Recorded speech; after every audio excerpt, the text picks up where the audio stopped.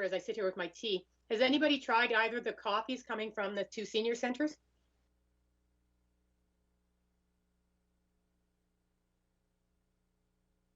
Oh, Rob will have an opinion, but I'm trying to decide which one my dad would like for Father's Day. Rob, is yours better than Norbridge, or is Norbridge better than yours? Sorry, is our coffee better? Yeah, I'm trying to decide which one to get my dad for Father's Day. Ours is a bit of a little bit darker blend. It's a blend of Diner Joe and Extreme Bean. Because those are the 2 that I drink the most. So I just said I want those 2 in it. It's very good. Look at it's delicious. In here. I've got it upstairs brewing right now. It has not removed my wrinkles. Would it not be more astute, Councillor Crowson, to buy 1 of each? My dad, again, shouldn't be talking about my dad publicly, but my dad drinks like half a cup of coffee a day now. That's all. So, and Mom doesn't drink coffee.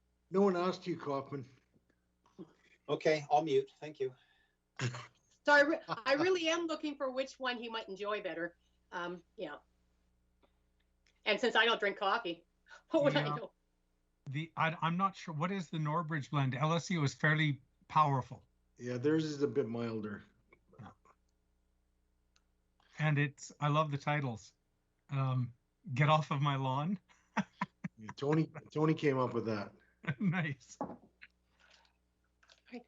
All right, I see Councillor Parker has joined us. So we have all the members of the committee, and it just turned 1:30 on my clock with a jam-packed agenda. Let's get ourselves going. So I will call us to order and we'll get going. So I'm going to start with the acknowledgement statement. The City of Lethbridge acknowledges that we are gathered in the lands of the Blackfoot people of the Canadian Plains and pays respect to the Blackfoot people past, present, and future, while recognizing and respecting their cultural heritage, beliefs, and relationships to the land. The City of Lethbridge is also home to the Métis Nation of Alberta, Region 3. Now, just before we jump to the roll call, I just want to remind the committee that we have a heavy agenda. And so I want to make sure we have a comprehensive discussion on all these topics, but I also want to be cognizant of the time. So any members of SPC okay if we go a little over, or you want to stick to that 4:30 deadline right on? When we do the roll call, if you can kind of give me a sense of whether you're flexible on time or not.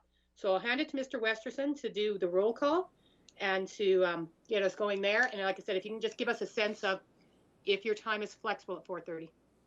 Excellent. Thank you, Madam Chair. The roll call. Councillor Kaufman.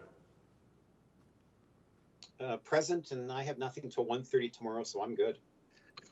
Councillor Miyashiro. I'm here, and if we go a little bit late, that's fine. I'll just remind my colleagues to ask questions for clarification and not to philosophize too much. Councillor Parker. Present and all good. Excellent. All right, Mr. Hawkins, does that work for you and your team if we go a little over? We are at the serve to the pleasure of the chair and the committee. Yeah. Perfect. Because this is our last schedule. This is our last scheduled one until we get into September. So we can always set more, but it'd be good to get the entire agenda done. So let's then jump right into it. Oh, Mr. Westerson, is there anyone online that, any members of the public or anyone online that we should make sure we're aware of so that we can make sure they get involved? I thought I saw Ms. Mearns. That's correct, yes. Any other members of the public? Ms. Mearns, and then I did see Councillor Carlson actually on the line as well here. Perfect. And in the room, sorry, Madam Chair, in the room here with myself is Ms. Brown from our office, and that is it. Okay, perfect. So knowing that we have a busy schedule, we'll jump right into the transportation safety plan. And Mr. Ali, the floor is yours. Hi, good afternoon, members of the committee. So fortunately for the committee's time, I have a very just a second, sorry. Consent agenda and agenda. Are you all okay by consensus? I shouldn't skip that entirely. All right, my bad. Sorry. I will be reminded I skipped procedure. Now, Mr. Ali, the floor is yours. Yeah, so I was just saying that, I mean, it's good for your timing. Today I have really very brief presentation. It's a continuation of what we presented on February 4. So today, yeah, you can click on the next slide, please. So today what we are going to talk about is, in the last meeting, we were asked to engage with members of the build, Lethbridge, and then come back their comments and concerns about recommendations and roundabout. So we did have an extensive consultation with them, which is still ongoing. And so based on that consultation, there's a minor change to the final report. So that's on page number 1112.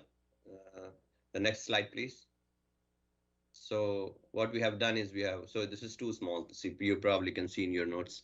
So we removed the recommendation number 3 within the roundabouts, which is about, which actually had a target of 3 roundabouts per year. So that was, as I had indicated in the earlier presentation, that was more, just to keep us on some kind of, give us ourselves a target. So, but Bill had some concerns with it, so we removed that. And also about roundabouts, we had used the word default intersection wherever a 4-way stop or a signal was warranted. And actually that was taken from our current TIA guidelines. So that's still applicable. But then based on, again, feedback from Bill Lethbridge, we removed the word default. And now we have a consideration based on some guidelines which are currently under development with the coordination of build. So those are the 2 changes. Next slide, please. So our recommendations remain the same for the committee to recommend to City Council. That is the approval of the plan for implementation within the existing and future capital and operating programs, consideration of a dedicated transportation safety resource or personnel to coordinate an advanced transportation safety plan in the next capital and operating budget deliberations. And we would also like to come periodically to the committee or to the council to update on the progress of the transportation safety plan, as we know all that without proper monitoring of a plan, it's never a success. So those recommendations remain for the committee to be forwarded to City Council. That's all we have today. And Byron Bazunis has a submission on our currently ongoing consultation and engagement with Bill later in the meeting. Thank you. Well, thank you. Yes, that was just the one issue. The last time you presented in February was about the roundabouts and about Bill's concerns there. So we will now move to questions. Does any members of the committee have questions at this time? Yeah, Madam Chair, if I can. It's important to recognize that Aristotle said. Oh, God. Actually, I'm just wondering, for recognition of time, can we roll this into the next one? Or are you looking for an approval of what's been presented in terms of the transportation master plan? Just because there's some intersectionality, no pun intended, between the next item and the transportation, the safety plan? So you're thinking of doing an omnibus between the 2, or do you want 2 separate motions? Where are you heading with that thought? I'd almost just like to hear about the next conversation, just so I have an understanding of maybe what needs to be handled with the TSP, that's all. Okay, so if we take the next presentation, is the committee fine then with asking questions on both of those more holistically then? All right, so we will do it that way. And we'll jump right to Mr. Cinnamond, the functional plan for 5th Avenue North and 13th Street. And then we will take those 2 for one issue. Sorry, Madam Chair, is my agenda not been updated? I have to go off screen here because I'm opening a separate document, but tying 41A and 41B, I thought we would have. Those are all the same. Those are all the same part. 1A and 1B are all the same one. They are just submissions under 4.1. So transportation safety plan is all of those. Oh, sorry, I thought you meant the next on the agenda. Yeah, no, sorry. I understood by Mr. Ali's statement that Mr. Bazunas would comment on in his report. So I just, yeah, then this is all one, and forgive me for killing 3 minutes. I do have questions then. And maybe if Ms. Mertens is on the line, Since this revolved around build, and I do see that there's a report with some statements in there, is there anything additional, Ms. Mearns, that you wanted to add beyond what it is that you had provided in the report? I don't know necessarily that I want to add anything, but thank you for the opportunity to speak to it. We did, as Ahmed said, had this this workshop on roundabouts and had a good conversation about how we move forward with those and our concern around it just being a default and having a more holistic look at where these are placed based on guidelines that are yet to be developed. So our concern was just around this being in a plan when these guidelines had not yet developed and that conversation had not yet happened. So we're pleased to see that that wording was clarified, that it's around guidelines, not a default blanket rule. So thank you for that opportunity. I have expressed that in 4.1b in the correspondence that's been provided to you. So the next step is what Byron will be speaking to, which is how we go about developing those guidelines based on the concerns that we brought up and discussed during our roundabout workshop, which was all spurred by this transportation safety plan.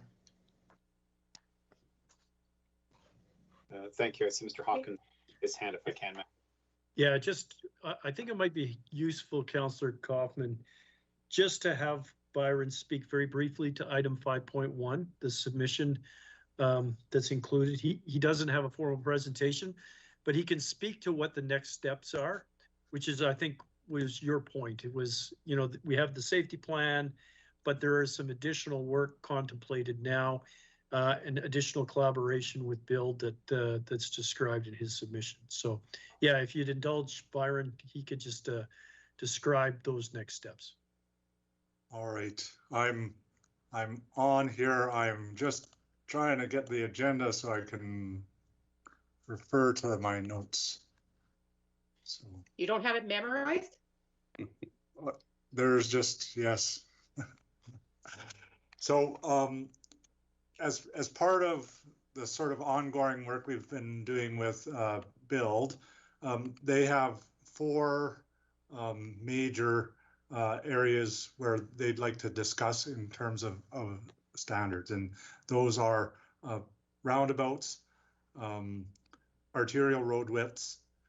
There's a concern around street lighting standards, and also, geez, it's slipping my mind now, with complete streets, but primarily around guidelines to do with, I believe, bicycle lane applications on outline plans.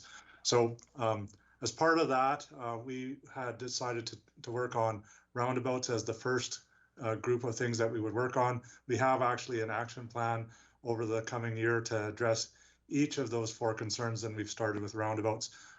We met together, and I can't recall the date right now, but we did meet together and had a workshop where Ahmed was able to provide a presentation about the city's view on roundabouts and some of the research and industry learning that's been done over the last 20, 30 years in terms of roundabouts and their application and how they are evaluated in terms of cost benefit analysis and the cost of things like accidents and those sorts of things. And then at the same time, Build assembled a working group, and they made a presentation about the kinds of things that they were concerned on. And Bridget can add if I don't cover everything, but there were several concerns raised. Some of them were around the amount of land that roundabouts require, and also things like marketability in lots adjacent to roundabouts and those sorts of things. So at that meeting, Bridget and I, ahead of that, had developed a work plan, which is included in your package, that laid out sort of the steps that we are going to go through to develop jointly roundabout guideline for their application and selection in outline planning efforts, because this is where the roundabouts actually are decided or not. At an area structure plan, we lay out, the bones of a neighborhood and the collector roadways. But when we get down to the outline plan, we're already laying out the lot blocks and the streets themselves and whether they're collector roadways or local roadways, and whether that's a two-way stop or a four-way stop or some kind of other intersection treatment. So there are really good tools out there by industry standards that evaluate roundabouts and whether they're the cost benefit is there in terms of in comparison to a four-way stop. So we're proposing to adapt some of that. And then there is also this other layer of what I call sort of soft considerations, which would include planning considerations and things like marketing and adjacent land use and those sorts of things that needs to be laid on top. And so we have a plan, and if we are successful and the new council is ready for it on December 2nd, that is your next or the meeting after Civic Works, the next one after the next one in December, then we would hope to be bringing back something that can be viewed by Civic Works, and you can ask questions and ratify that, particularly in the area where it may be a level of service or a value-based decision-making rather than a purely technical exercise. So that's kind of where we're at now. This sort of lined up with Ahmed's traffic safety plan, and so that work of adjusting the traffic safety plan kind of went along in parallel with the work we were doing on roundabouts. All right, thank you. That clarifies a little bit of it, and I guess for me, it's the ongoing statement of ensuring that we are working with partners as opposed to dictating that, you know, thou shalt make a roundabout when it can be a conversation about actual practical, realistic requirements. Ms. Mearns, that met to your satisfaction or the satisfaction of your members at least? Yes, thank you. And just to guide your attention to the presentation that we did provide at that workshop has been provided to you with Byron's submissions. And you can see there that there were, we looked at the impact of roundabouts from three perspectives: the buyer, the developer, and the home builder. So there are safety concerns around bicycle safety. There's perception of homeowners. So the marketability of those lots, but also the function. You can't have front driveways. So all of that stuff has been provided to you. Also the additional street lighting that's required around about. So there's all these things that add up that affect cost benefit, as well as those soft things that Byron was talking about. So looking forward on how we evaluate that, all of that needs to be considered when we determine that. So I'll leave that to you to look over. And if you have any questions, please reach out. Thank you. I did note that collision cost was included in the cost benefit analysis, and I'm not sure how that would work into it, but that's something to at least ponder. Thank you. Thank you, Madam Chair. Thank you. Does anyone else have any question? Don't see any hands up. I do have a couple. I'm noticing our metrics on this are number of roundabouts and the reduction in severe collisions. I think we all know that whatever you measure becomes most important. And since the purpose of this safety plan is to reduce collisions, should that not, for one, be reversed? And if we're not actually setting out that you must build a certain number of roundabouts, should we actually be counting the number of roundabouts we're building? So kind of a two-part question. One, isn't reducing collisions more important? Shouldn't that be first on our list? Oh, it is actually in several places. So that is the objective of the whole plan, right? So no, but in the metrics under what you've changed, it is not.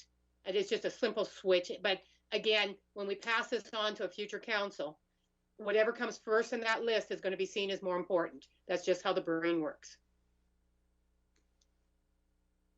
And should we still be counting the number of roundabouts? Is that still the metric we want to judge this on?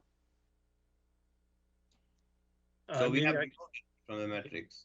Yeah. Doctor? Yeah, maybe I can help Ahmed. I don't want to suggest that you've misread this, Madam Chair. Oh, you can go ahead. But, no, I'm just looking at that one sheet. Yeah, we haven't placed a weight or a higher priority on one metric versus the other.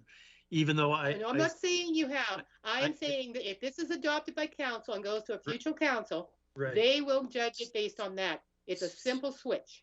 So, but if the committee thinks that is important, that the order of how it's presented is important, that's far be it for me to suggest otherwise. However, that in terms of the authors of the report and the way the metrics are described, there is no metrics are metrics. These are things that we should be monitoring and we should be tracking as we discover the effectiveness of this over time. So that I don't know whether that helps or not. So I can add something. So the metrics is specific to roundabouts. So we have metrics in every area of the plan where we are having functional actions. So we have actions and we have metrics. So this is only relating to roundabouts. So overall, the objective of the plan is to reduce, as we said, severe injuries to 0, fatalities to 0, and overall injuries to as minimum as possible. So overall, that actually is there in almost every aspect of the plan. So this is specific to each of the actions. So action about roundabouts, we obviously count, it's a standard practice. Yeah, we have done so many roundabouts, but again, it has to be seen in the overall context how we are doing the plan. Yes, and I am going to remind you again that from the public's perspective, the number of roundabouts is not essential. What they want to know is, are roundabouts succeeding in the way you expect? It's the collisions and the reduction of collisions that's more important. Correct. And so a simple switch would put the public's perspective ahead of what we're worried about from a city perspective. I really don't understand. I mean, don't know if in this particular page you're referring to 112. That metrics is very, very, right, like there, because we're talking. No, I'm not going to get into an argument about it. I still think it's a simple switch that would be more effective, and I'll leave it there. Okay. Any other questions from council or from the committee?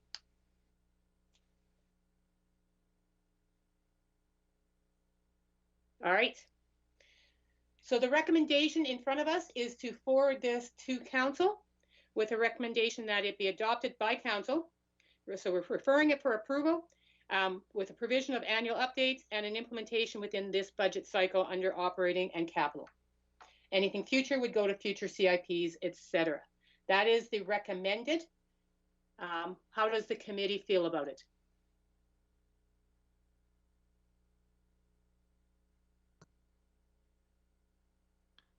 Yeah, I'm okay with that. Hey, Councillor Mashiro, Councillor Parker. I have no issue at all, and I just thank you for answering the questions. Hey, and Councillor Kaufman.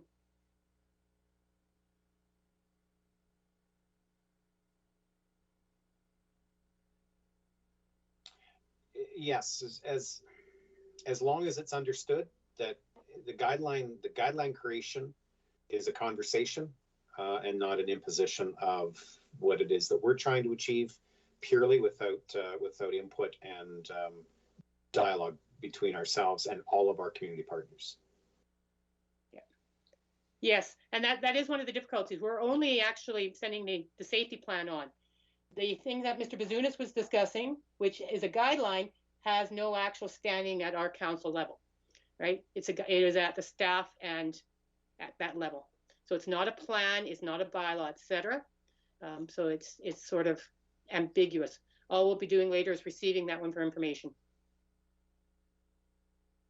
Does that satisfy what you're looking for, Councillor Kaufman?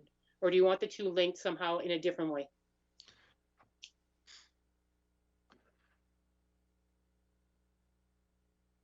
Does Councillor Mashiro want to add something? No, I was just, yeah, because you were contemplating what you were going to say. I think I don't want to say it goes without saying, but obviously this was built and the administration has just told us that the plan was built with the discussion with Build, taking into consideration what Build is, their concerns about roundabouts and land usage. Mr. Bazunas' report about this guideline or the creation of the guideline is pretty explicit about, who they talked to and how they did it. I'm not sure if it needs to be in the plan itself. The plan addresses safety, and the guideline for roundabouts is not just about safety. So that's why I'm saying that's a standalone document that can be melded in when you're applying the safety plan or applying the planning aspects, but not necessarily has to be part of the safety plan.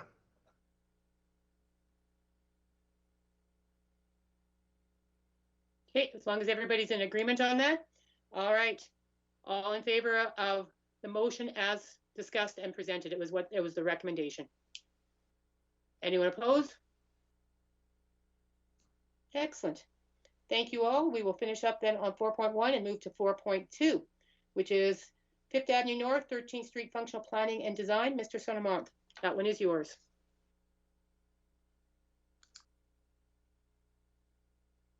Good day, and thank you. I'll just wait for the presentation to come up here and jump into it.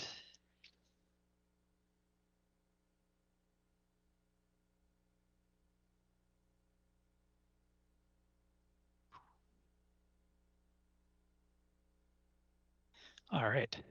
So here today to talk to you about the 5th Avenue and 13th Street project. We did an update back in, I believe it was February or March, about the project. So I'll just quickly recap some of that and then get us to where we are today.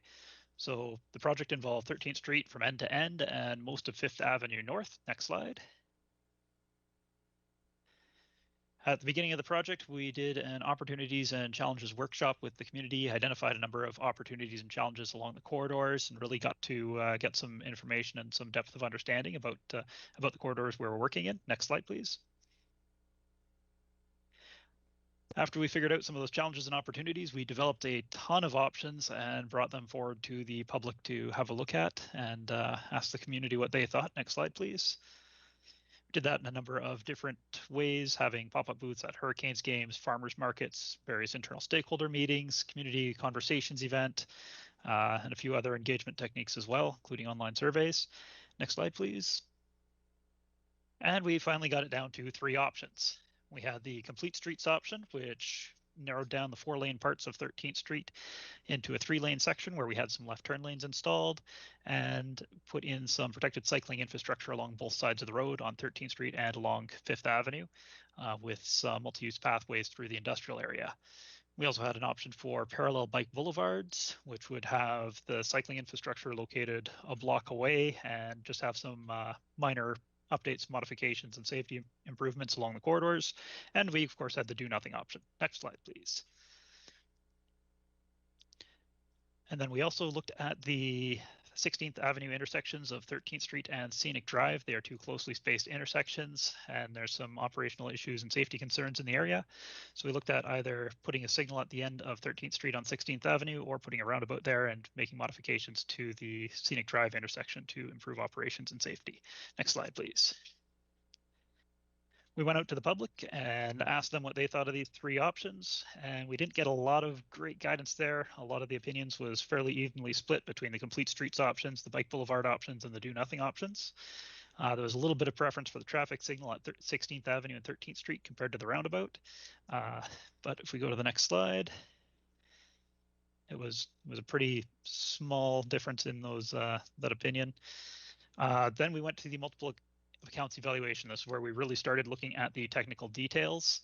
We're looking a lot at the impacts to parking, safety, connectivity, and congestion. These were the top, seemingly the top priorities that we heard from the community, and then a whole bunch of other aspects, as you can see listed here. Next slide, please. So when I was talking to you last, we were looking at complete streets options along both corridors and the roundabout down at 16th and 13th. After we had our last meeting together, we continued into our functional design, and we realized things were going to be probably a little too tight. Next slide, please. So the area that was too tight was through the business area on 13th Street North. We were kind of stacking minimum sidewalk widths on top of minimum bike lane widths with minimum travel lane widths, minimum parking lane widths. Everything was going to be very tight and probably not comfortable for anyone to use. So the change since the last time we talked is that we've gone to, if you go to the next slide, A bike boulevard along 12C Street between 2A Avenue North and 8th Avenue North. So this would be along that parallel to that business section on 13th Street. And what we'd be doing on 13th Street is widening out the sidewalk to give a bit of a multi-use space where if you're on a bike and you're going along 12C Street, you can cut over the one block and ride in that wider sidewalk pedestrian shared space to your destination on 13th Street. If you're on 13th Street, you're still reduced to that 3-lane cross section. We managed to keep most of the parking, and we have those left turn lanes so that we're not blocking a lot of traffic with that turning traffic that's blocking out through traffic like it happens today. And if we go to the next slide.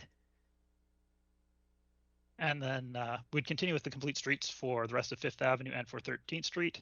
And then down at the bottom of 13th Street, we would still put in that roundabout option. This one here has some operational benefits and safety benefits that we don't fully see with that second signal. The second signal would work great in the peak periods, but in the off-peak periods, there's a pretty big risk that people are going to start running it because it's going to have to run very closely to Scenic Drive, which is a lot busier than the 13th Street intersection. Next slide, please. So final recommendations. We'd be looking at some protected cycling infrastructure along 5th Avenue North between Stafford and Memograth. We'd be looking at multi-use pathways through the industrial area. We're looking at 13th Street North pedestrian and motor vehicle improvements with a parallel bike boulevard along 12C Street between 8th Avenue and 2A Avenue. We'd continue north of there with the protected cycling infrastructure along 13th Street. And then on 13th Street South, would also be looking at that complete streets option with the cycling infrastructure on the road and the roundabout at 16th Avenue and 13th Street South. Next slide, please. And this here is just going into a little bit more, showing that you got the multi-use pathways through the industrial area on 5th Avenue North. Next slide. That shared space and parallel bike boulevard on 12C Street North between 8th and 2A Avenue North. Next slide, please. The complete streets option for 13th Street South. Next slide. And finally, the roundabout down at 16th Avenue South. Next slide, please. Along with these recommendations, before jumping in and pouring all the concrete, we'd recommend doing a pilot project. And that would be to put in some temporary, less expensive measures to try this out and make sure it works well in the Lethbridge context. It also provides an opportunity to really see how this infrastructure is going to work. We have a lot of great theoretical models behind the scenes, but there's nothing like having it on the ground and really getting that community buy-in before we really start pouring the concrete. The pilot would be for 18 to 24 months, although we would be looking also for the permanent improvements under the Highway 3 and CP overpass, where we'd be looking to raise the sidewalk on the west side of the road and build a multi-use pathway there. Whether anything gets installed otherwise in the future, this here's an improvement that would be recommended just because the pedestrian environment under the two overpasses is fairly hostile to anything but motor vehicles. There's a sidewalk directly adjacent to the road, a nice low spot in the road where there's a puddle, and a lot of bird droppings from overhead. So improving this area, regardless of what else we do, is a good idea here, and would recommend implementing that permanent improvement with this pilot. Next slide, please. And here are the estimated pilot costs. Would be about $2.5 million for the pilot. And next slide, please. And then to do everything permanently, would probably be looking around $25.25 million. So that's a pretty big chunk of change. If you look through the numbers, you'll see that they don't look like they quite add up right. And that's because we're trying not to double count those improvements under the in the overpass area when we're adding up the totals. Next slide, or I believe this is the end.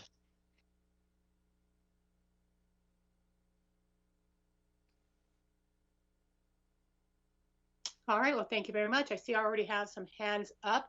Councillor Parker was first in the queue. Thank you, Adam, for your presentation. My question is, Obviously, is this being driven by demand, or what's driving this? What is driving? Is this demand driven? So 13th Street is one of the few north-south corridors in the city that provides opportunities across the railway and the bridge. When we did the cycling master plan, it was identified as a corridor for protected cycling infrastructure to connect the north side and south side of Lethbridge. So my question, okay, so right now we do have, and Mr. Hawkins, you can help me as well. We put some bike lanes over on 13th Street, more on the northerly side. I can't recall what avenue it starts at. I think it starts right by Logan Belay Arena, and it goes all the way up to, I can't recall. Am I correct on that? That's correct. Yeah. And then has there been high utilization of that? Like, have you guys done counts to say, wow, there's numerous people using this? Adam, do we have, or Ahmed, we have been monitoring traffic and pedestrian counts or cycling counts. How current are those numbers, do you know? I don't think we have anything overly current there. Our understanding is that those ones there aren't well used. They're not really connecting destinations very well either. And best practices in the design of cycling have changed quite a bit. Having the cycling lanes between parked vehicles and active traffic has fallen out of favor over the years, as it's not a very comfortable cycling experience. So I wouldn't expect there to be a high demand of cycling on those pieces of cycling infrastructure at the time. Thank you for that. And my last question right now is, obviously, you're asking to do a trial, which is just over $2 million. So a trial usually is you build something, you try it out, and you take it away.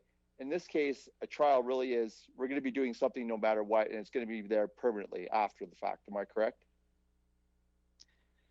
Not quite. The one piece where we're recommending that it be there after the fact is the section under the Crow's Nest Trail and CP, just because it's a very hostile environment as it is to pedestrians. So those improvements would be looking to have permanent. The rest of it could be installed with much lower cost piece of infrastructure, so delineator sticks, concrete curb stops and such, and essentially temporarily fastened to the road to try it out. If it's largely successful, they can probably be kept in place if it's desired after the pilot, with essentially ongoing maintenance costs to make sure that they stay in place. The problem with the temporary infrastructure is it's a little bit easier to knock out of place fairly easily. But yeah, the idea would be to identify what works and whether it's going to work. And starting off with temporary infrastructure allows us to make some on-the-fly adjustments for unforeseen circumstances, whether it's having the concrete start a little way further back because it's vehicles that we're not expecting, large trucks, for example, making turns, and they need more space than what the final design might have allowed. So it really gives us a chance to trial some of these with adjustable infrastructure before pouring the final concrete. And thank you. And I'm sorry, Madam Chair, could I just have a follow-up question to that, if I may? Thank you, and appreciate your patience.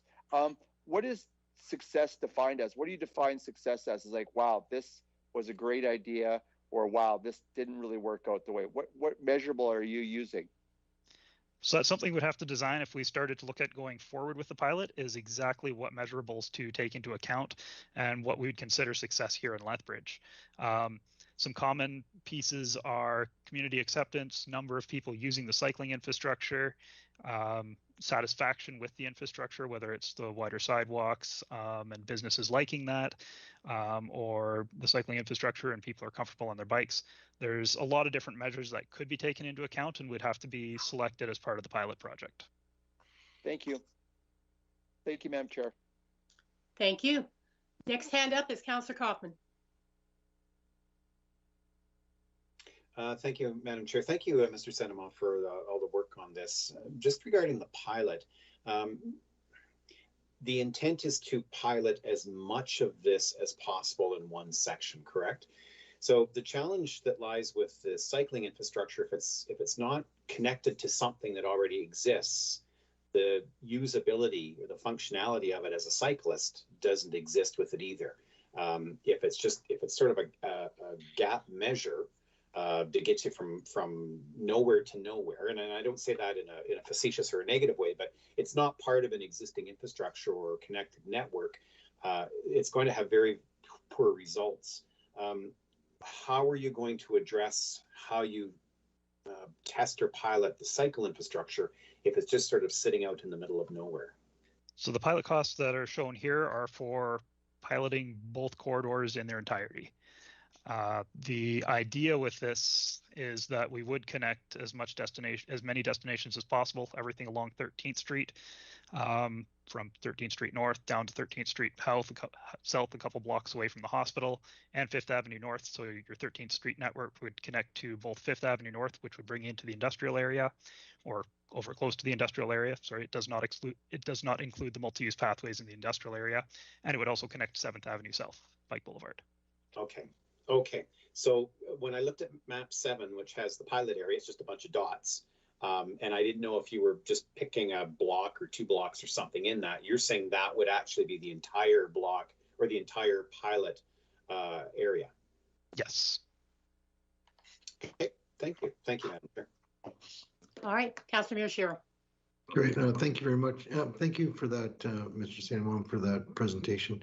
So I've been biking more this spring, and we live in Legacy Ridge. So to get to the bike boulevard on the south side, we go from Legacy up 13th, and when we hit 5th, just before we hit 5th, actually, we usually cut over to 16th Street and then go straight south, right to 1st Avenue North, cut underneath the underpass, go on the sidewalk till we get to 7th Avenue, and then we either go east or west and then follow the pathways from there. Your plan is that the bike boulevard would end at 2nd Avenue North. That means the people that want to get to the bike boulevard on the south side to go east-west are going to have to do just what I described. They'd have to go on a sidewalk or on the road in order to get to the next part of the bike boulevard. Is that correct? No. So the idea would be to connect to the bike boulevard from 12C Street. We'd have a multi-use pathway that starts at 2A Avenue South. So you'd have I think if I recall correctly from the design drawings, it's between 3 and 4 meter multi-use pathway that would go underneath the 2 bridges and come back up and connect to the protected cycling infrastructure at 2A Avenue, or sorry, 2nd Avenue South. Sorry, yeah, I just see that was that one part I missed was the second bullet in recommendation. Okay, so that'd be great, and I think this is a really well thought out plan, and I guess what, like Councillor Kaufman said, you really have to sell this very well to the public. I really do like the way that you want to use 12th Street C, because it is a straight shot north-south, and there are no, I mean, it's a low traffic road, similar to what 7th Avenue South was. So great job on that. Okay, thank you, Councilor Miyashiro. Any other questions from either members of the committee or other members of council who have joined us? All right. So the recommendation is to forward this on to council for council to adopt, and then anything under it would be referred to future CIPs for consideration. Before we do the vote and have a conversation of that, Mr. Senator or Mr. Hawkins, can you just explain for ourselves and anyone who's watching how a functional plan fits in? If this goes on and council adopts it, does it get built immediately? Does it, like, just to give a sense to people about where this is, the gatekeeping that would happen if this was to move forward? Because so often when a plan is adopted, the concern in the public is that it's going ahead to be built. So just a bit of an explanation so that anyone listening has an understanding that if this is recommended forward and council adopts it, how things would move forward. So yeah, that's an excellent observation. Good question, Madam Chair. This is a plan, and it's not the full-blown detailed plan yet. It is a preliminary or functional plan, as we describe it in the transportation vernacular. It sets out what the available options are. It clearly, the administration is recommending a preferred option in terms of the various elements of achieving our multimodal objectives associated with this particular area in our transportation network. But it is not a commitment to construct anything at this particular point. The next step, even if this is approved by council and endorsed by council, all that does is say, yes, we like the engagement you've done, we like the planning that you've done, we like the direction that you've set, and that it's aligned with MDP, it's aligned with transportation master planning, cycling master plan, and all of those check boxes are in fact in place. But council has to do a couple of things next. And typically that would happen in the next CIP deliberations, or in the context of approved cycling or CIP budgets that we have today. They would actually have to either amend or approve a new project to see this thing go forward to the very next step, which is detailed design. So in this case, the very next step would be a pilot project if council accepts our recommendations, and we would do a detailed design to develop what specifically it would look like in the context of a pilot, and that estimated $2.5 million, and they would have to approve us to go to tender and construct that pilot. That would be the immediate next step. Subsequent to the results of if a pilot got approved and constructed, we spent 18 months to 24 months monitoring the success. We would report back to council on those results, and then future councils would have to decide, okay, do we make this permanent? Do we start, and what would that phasing plan look like? And subsequent decisions on detailed design for phasing and construction of permanent infrastructure as described in this functional plan would have to be put in place before we move ahead. This is a multi-year process because it is, as Adam's described, the ultimate estimate of cost, should this play out in its fullest form, is over $25 million in CIP money. And that's going to compete obviously with other infrastructure and other community priorities at that time. So yeah, that I think, I hope that answered your question, but this is just an initial planning step that sets the stage for future consideration by future city councils and future construction projects. No, thank you for that. I think we've been sitting through this, and I think we understand it, but whenever we approve a plan, the concern from the community often is, you've just agreed to build this, and I didn't want that to be the concept that was out there in anyone's minds. So knowing that that is where we are, that there is gatekeeping for council going ahead at various levels. You see before you the motion. Does anyone have any concerns about the motion? Is anyone okay with the motion as is? What does the committee think?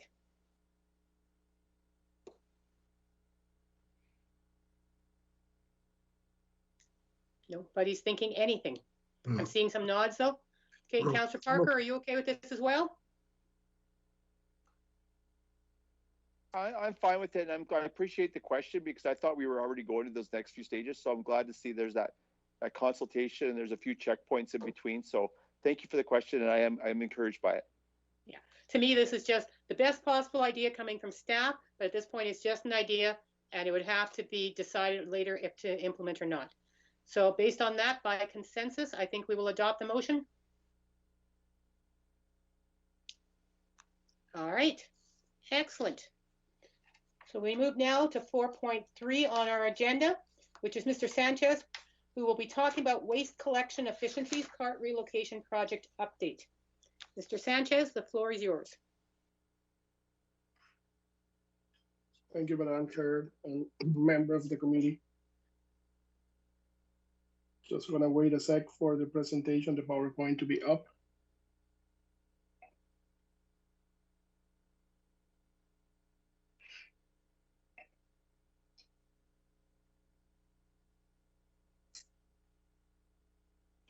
Okay, so I'm here today to do a presentation on the operational efficiencies, more specifically on the cart relocation project. Next slide. So to begin the presentation, I just want to remind the members of the committee of the waste bylaw that sets or delegates the authority to set out some of the conditions for the waste program to the engineer. In this case is the director of infrastructure, Mr. Hawkins. In the waste bylaw, the engineer sets all the methods for collection of waste for the city. It also directs the times and days of when the collection is going to happen, the location, where the location is going to take place. And it also has the capability to decide on the minimum waste storage capacity. Next slide, please. So this slide here is a little bit of a history for the department. You can see here some of the trucks that we have been using in waste and recycling over the last 80, 90 years.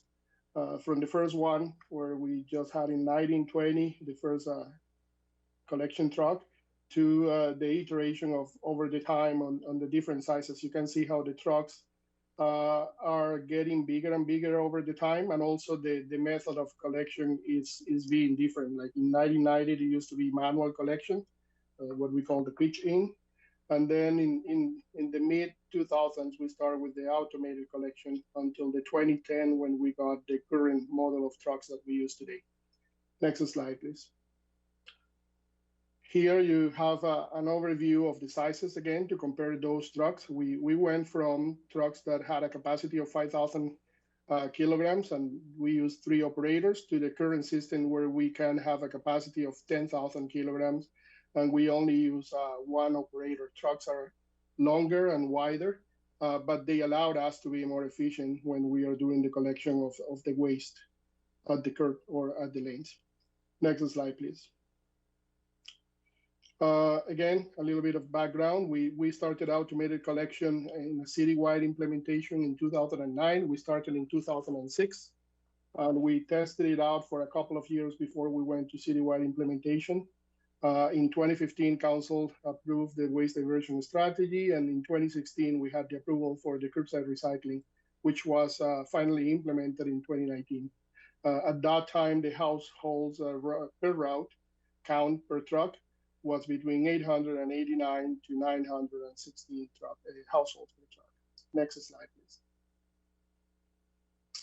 And this is just an example to show what is the preferred method of collection. You can see here where we're trying to have a forward motion all the time while we're doing the collection, and we avoid going through the streets twice if possible. And this will allow us to achieve the efficiencies that we're looking for on this project.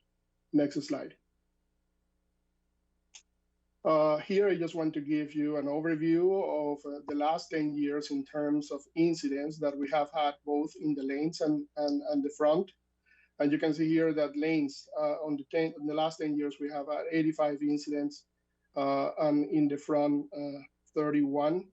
Also, as part of the submission for this presentation, there is a video that is available to members of the committee, where we have one area on the lanes that members can see how difficult it is for limited light on side. The alleys are really narrow, and the trucks need to go back and forth multiple times in order to go really close to fences, and even sometimes vehicles park on the lanes. Next slide. So as part of the project, in the past 6 to 8 months, we have expanded the research that we did when we started this project. And I just want to bring the Continuous Improvement Fund. One of the projects that they have released in a public document is about automated car recycling or collection. And they specifically mentioned that for the proper placement of the car at the curb, or the property line, is essential to achieve optimum efficiency in the collection. City of Kimberly transitioned to front collection in 2018 for most of the households. I believe they have over 90%. And the reason for the move was the same, increased efficiencies in the collection. And Toronto has changed also their development plans in order to achieve this target. Also a reminder, when we had the operational review from KPMG, one of the findings and recommendations to achieve 1,000 households per route was to continue with the implementation of the street side or curbside collection and route optimization. Next slide, please. This table is just an overview, part of the research that we did. We contacted other municipalities in Alberta, in Saskatchewan, and even in BC. And you can see here the percentage of street collection or curbside collection for these municipalities.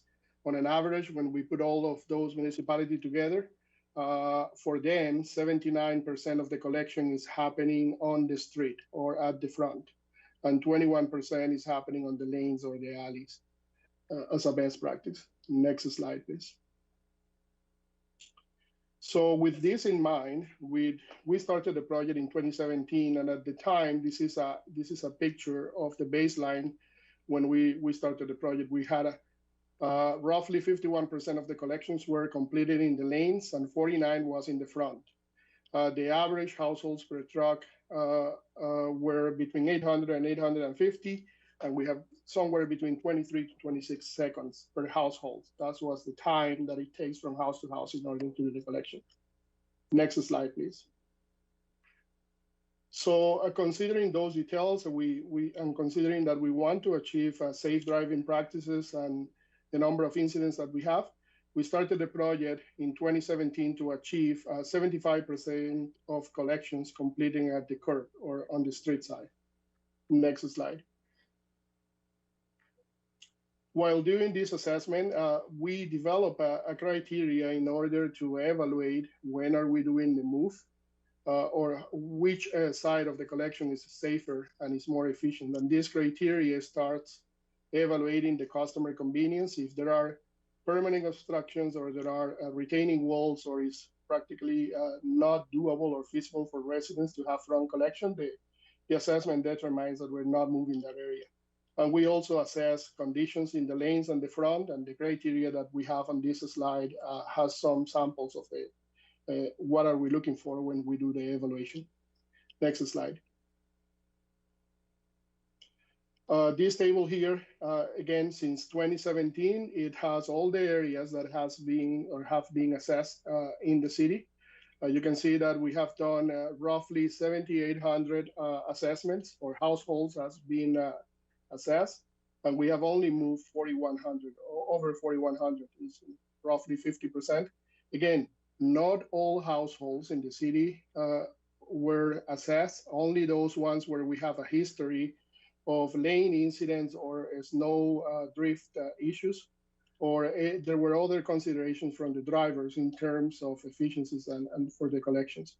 We also, it's worth to mention that we do have a special needs program that is available for those residents that they need assistance in order to set the cart out for collection, and that program is being offered for all these residences that has been affected by the change. Next slide, please. So the current status where we are right now in May of 2021 is that we have approximately 38% of the collections are in the lanes, and we are 62% in the front. So if we remember at the beginning of the project in 2017, the number was 51 in the lanes and 49 in the front. So we have shifted roughly 13% of the collection to the front from the lanes. And you can also notice that the average household per truck has increased to 940 households, and the collection, the time per stop for households has decreased to 18 to 22 seconds. So we have been able to perform the collection a little bit faster and also with achieving the safety considerations that we were looking for. Next slide, please. This table is just an assessment.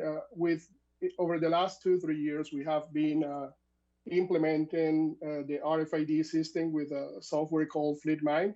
This software allows us to track the truck every time and also to identify every bin that we are collecting through the city. And you can see here in this 6 routes that we have, the third column is before the change, how much time was between households. So in the first example is 23 seconds, and after the change moved to the front, that was decreased to 21 seconds. Overall, we based on the data that we have collected, we believe that by achieving the 75% of collections in the front, we can achieve an increase of 8% in collection efficiencies. Next slide, please. This graph here is just an idea of the customer support or inputs that we have developed. With the help of the OPCI office, we have been developing these workflows where we can have the category on the calls that are being taken by 311, how those calls, they go to the waste and recycling utility staff. How do we follow up with residents, help them to find a suitable location in the front, and help them navigate through the process when we are implementing the change. Next slide, please. Now, if we look a little bit about the number of calls that we have received in 311, since the beginning of the project in 2017 to January 2021, a total of 488 calls have been received related to the car relocation project. If we look at the table, we can see that out of 4,100, just over 4,100 cars that are households that has been affected, we have received 221 individual complaints from unique address.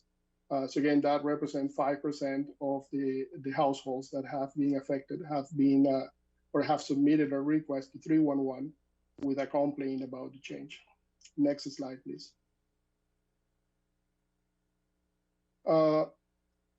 After a couple of months ago, we decided to, in order to make sure that we have a transparent process and we can demonstrate the benefits of the project, we perform a cost-benefit analysis. And this cost-benefit analysis takes in consideration the financial aspects, but also all the different elements that are related to the collection process. All the information that was used is relating to 2020, and any comparisons between 17 and 20 does not represent the final stage. The project still is scheduled to be completed in 2022. We only use the cost of the equipment and the staff required to operate in order to do a proper analysis between the two options. Next slide, please. After we perform the cost-benefit analysis or the costs implicated in the equipment and the staff, the average cost for lane collection, it was determined to be $1.30 per household.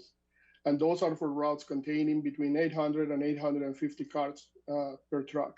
Again, that number is a little bit slower because we have to navigate through the lanes. When we look at the front collection, the average cost of all the routes that we have is $1 per household.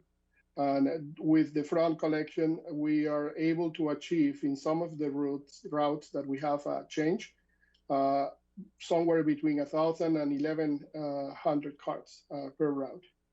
And when we look at the rear load, which is the other method of collection that we have for those alleys that are really tight and we don't have a possibility to do front collection, this is where we have a truck and 3 staff and they're walking behind the truck. The cost for collection is $299 a household. And we can only do 380 to 500 cars per route since that truck is way smaller and it is designed to be used in really compact alleys. Next slide, please. So after putting all the numbers together, if we look at this table, 2017, considering the amount of households we have in the lane in the front and the cost that I explained before, the total cost for the project in order to do collection for this household, it was $1.8 million, 1.849. Now in 2023, which is the goal, once we achieve the 75% front collection and 25% with the lanes, the total cost to perform collection will be $1.732 million. Again, the annual savings that we could achieve by performing the completion of this project and achieving the 75% of street collection is $141,000 a year. Again, it's important to mention that this savings is what is allowing the waste and recycling utility to maintain the utility rates at 0% increase, as we have done. And the plan is that by achieving this, we will be able to maintain the rates at the same cost that they are in 2021 for 2022 and 2023. Next slides, please. This table, I'm just going to explain what we did, is overall the other costs that are not all directed to or directed related to the collection. This is snow and maintenance of the lanes. So again, considering the amount of collection we do in the lanes, if we stay status quo and we leave the same, the cars in the lanes, we have roughly $105,000 every year for snow and ice control. The liability of the life cycle, the maintenance that will be needed in order to repair the lanes is roughly $1 million. And the cost of accidents and incidents is $12,000. The total annual subtotal will be $1.1 million. Now, if we achieve to move out of the lanes, therefore there will be less need in order to do a snow removal for the trucks in order to do the collection. The liability will be decreased. We're not going to be driving with the heavy trucks on the lanes, so that will be reduced. We could have a potential annual reduced liability of $500,000 a year. Again, this liability is deferred maintenance that is not going to be needed in the future by moving the collection from the lanes to the street. Next slide, please. So what is the proposal? What is the plan that Waste and Recycling Utilities is doing for the next areas that we have left? To date, we have completed all the move on the west side and the north side. We only have a couple of areas on the north side to be completed. So the focus will be in those two areas and the rest of the south. We're going to be performing all the assessments for all these areas at the same time over the next 5 to 6 months. And we're going to gather feedback from drivers and evaluate what route adjustments will be needed. Next slide, please. Once we have the areas that are going to be affected by the change or that are proposed to be moved to the front, we're going to start an engagement session with the residents of those areas that are going to be affected. Again, we're going to target those areas. We're going to send invites, and we're going to collect feedback from the areas that has been also transitioned in the past 2 years to learn a little bit of what worked well and even get some feedback from those residents. We're going to identify, as I mentioned before, lessons learned, prepare focus groups with the residents that are going to be affected in the future, and also provide customer service support and rationale for the change for them in order to understand why are we achieving this project. Next slide, please. Finally, our intention is to come back to City Council, most likely at the end of the year, beginning of next year, with engagement results and update council on the plan, provide feedback that we receive from the residents, and then present an implementation plan options for council to review before we go ahead and we continue with the project. And with that, I think that's the last slide that we have on the presentation. Thank you, Mr. Sanchez. We will now move into questions. Are any members of the committee have questions? See any hands up yet? So, all right. As they're deciding whether or not they have questions. I know in the material you sent, oh, Councillor Carlson, go ahead. Thank you, Madam Chair. I'm struggling with a new computer, so I couldn't find the buttons. Thanks to the committee for letting me be part of this. Thanks, Mr. Sanchez. I just want to follow up on something that Mayor Spearman floated at one of our meetings. And have we looked into, and forgive me, my computer shut off for a while, so I came in late. Have we looked at a differential rate, similar to what we do with the residential parking permit program or the lane improvement program? If a neighborhood or a block, whatever it should be, says, you know, we really want this service in the lanes, and we know that there are efficiencies to be gained for the city, we're willing to pay for it. You've shown us the cost differentials there.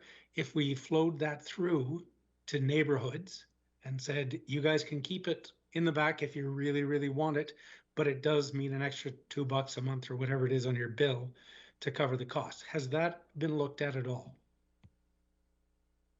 That was one option that we, at one point, we had a discussion about it, and we do have now, after the cost benefit analysis, the calculation done. It's not being put on the table yet, but it definitely is something that could be presented when we come back to council at the end of the year with an option on what that service. Now, with that being said, we also have to be careful because we have to look into the routing exercise. When we do this, we have to make sure that in that route, even though if you have those residents, you're going to be even slower for the other areas that are not willing to take part on this change. So is everybody going to accept the additional fee? That's where we will really need to pay attention, because it can become complicated in order to implement something where everyone's agreed to pay an additional fee. Right, and we do, and that's why I mentioned the, I think it's the RPP program and the, Mr. Hawkins, what is it, the lane improvement? What do we call that? I can't even remember. The local improvement? Local lane, yeah. Yes, thank you. Where the onus is on the residents. Yes. To go around and collect signatures and say 66, I think it is, percent or 70% of us agree. So something like that may be feasible, because we know Lethbridge, some folks like a higher standard, and I think they'd be willing to pay for it. So, or not a higher standard, but a different standard, I'll say that. So thank you for considering that. I think that's something council should look into.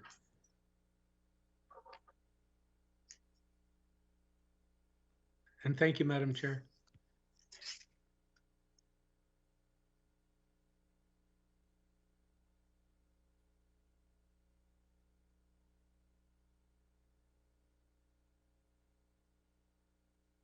You're muted. Belinda, you're muted. Thank you. It was actually brilliant what I was saying. I think some of the reasons that people have concerns with this is it seems counterintuitive. You know, we have this feeling we built cities with back alleys for service, and that's where they're supposed to stay. And so people have this feeling that we're bucking the trend, we're changing things just to change things, whatever.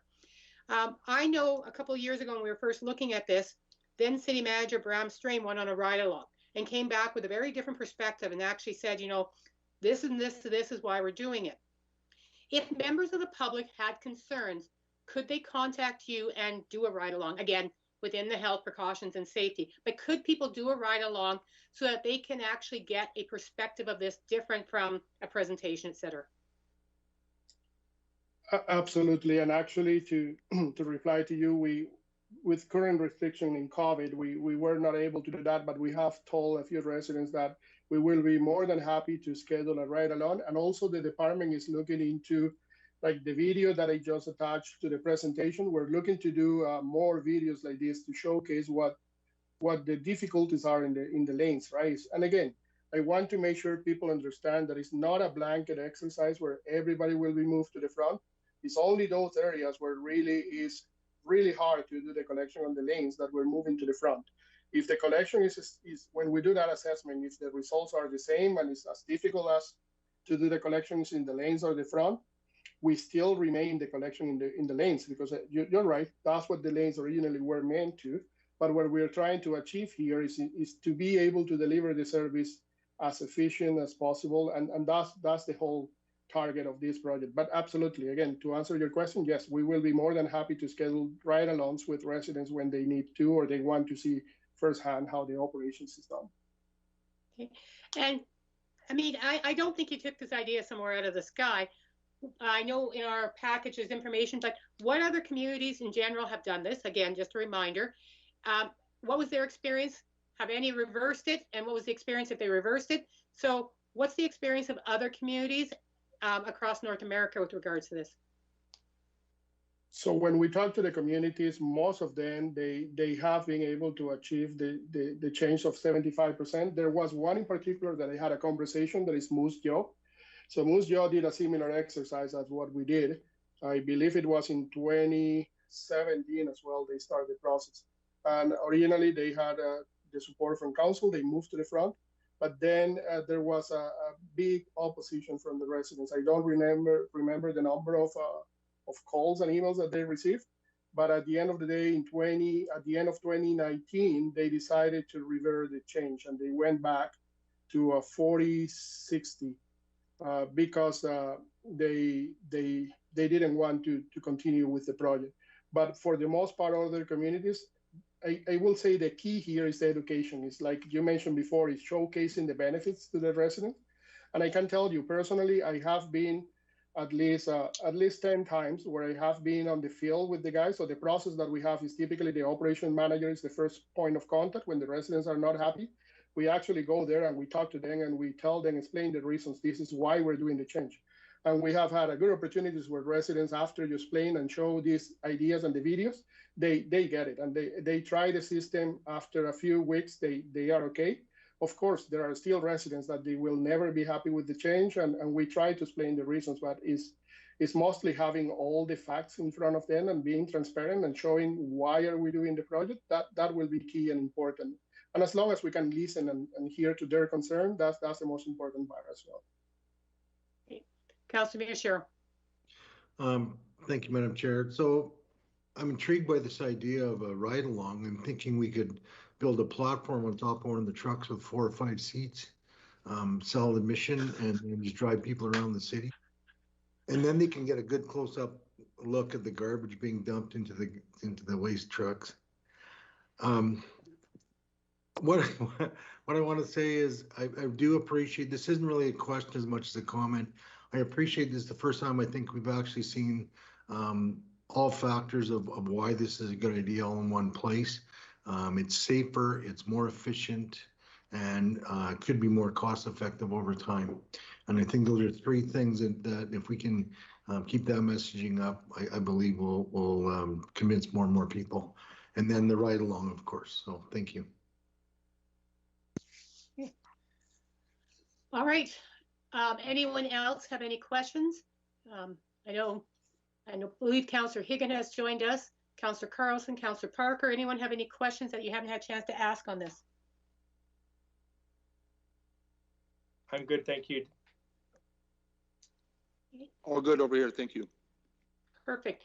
And I wasn't sure, we thought some members of the public might be joining us for this conversation. Is there any members of the public who have joined in and have any questions or comments at this point?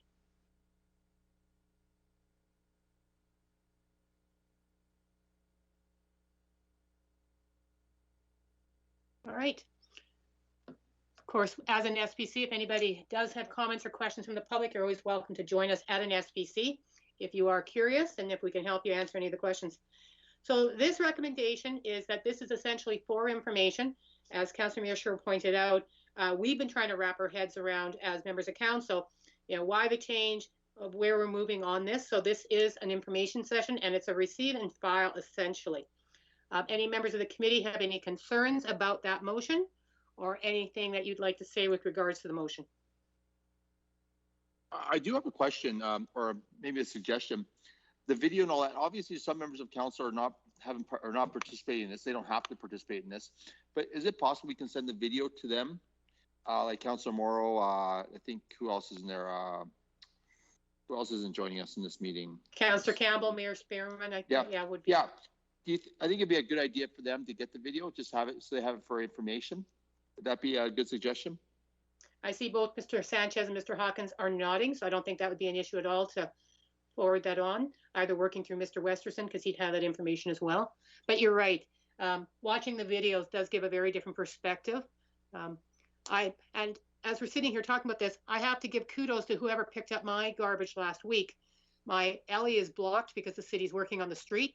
And he managed to back up and forth on the alley without any difficulty. So kudos to whomever was doing my garbage pickup. It was amazing driving because I have neighbors who do like to park in the alley. So, which always makes it much more fun. They rolled your cart around to the front. No, it was in the alley. I don't think I've been assessed yet. All right. So by consensus, shall we adopt the motion of receive and file and thank everyone for the presentation and the work on this? Perfect. Thank you all. We'll move on to the next presentation, which is Mr. Sanchez, Industrial, Commercial, and Institutional and Construction Demolition Sectors Waste Diversion Implementation Strategy 2020 Annual Report. Mr. Sanchez, the floor is once again yours. Thanks, Madam Chair. And I apologize, you get to hear me twice today. So this time I'm going to be talking about the ICI waste diversion strategy and the annual report that we do to council, and in this case, Civic Works SPC to be forwarded to City Council. Next slide, please. Next slide. So I'm going to start with the waste diversion strategy again to use to remind us of the targets that were approved by City Council in 2015. So as you can see here, the targets for the ICI and the C&D sector were 25% waste reduction, and the per capita numbers were 430 kilograms for the ICI and 210 kilograms for the C&D sector. And the target for 2030, which is the end goal of the strategy, is 45% diversion from these two sectors. Next slide, please. So when we look at the implementation strategy, if we go next slide, in one more. Yep, right there, we have highlighted the year that we're looking at today's report that has been attached to this presentation. So 2020 was the last year where we implemented the increase in tipping fees at the waste and recycling center. So you can see the tipping fee went from $105 in 2019 to $115 in 2020. And we also implemented a mandatory recycling, which was announced in 2019, and the implementation was scheduled to happen in 2020. Next slide, please. So if we recall, in 2019, we started with the surcharge of the materials that were designated as recyclable materials in the bylaw.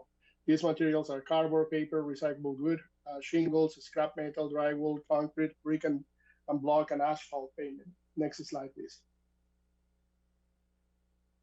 So a good example or a reminder on how the surcharges work is that for every load that is selected for inspection at the landfill, at the face of the landfill, if that loads contain more than 25% of those recyclable materials that I explained before, then there will be a surcharge of $50 per ton.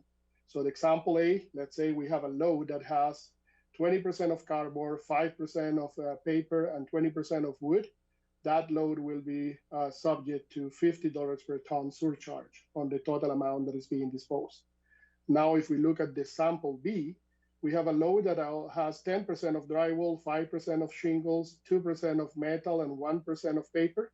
Overall, that will be 18%. So that load is less than the 25% threshold. Therefore, there is no surcharge to that load. Next slide, please.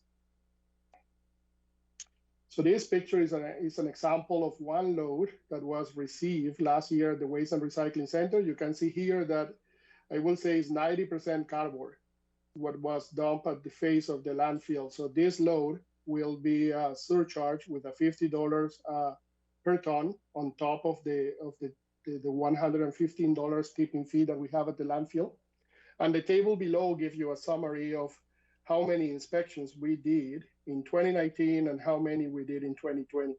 And one important item to pay attention here is that you can see that the percentage of the loads that have been surcharged declined from 2019 to 2020.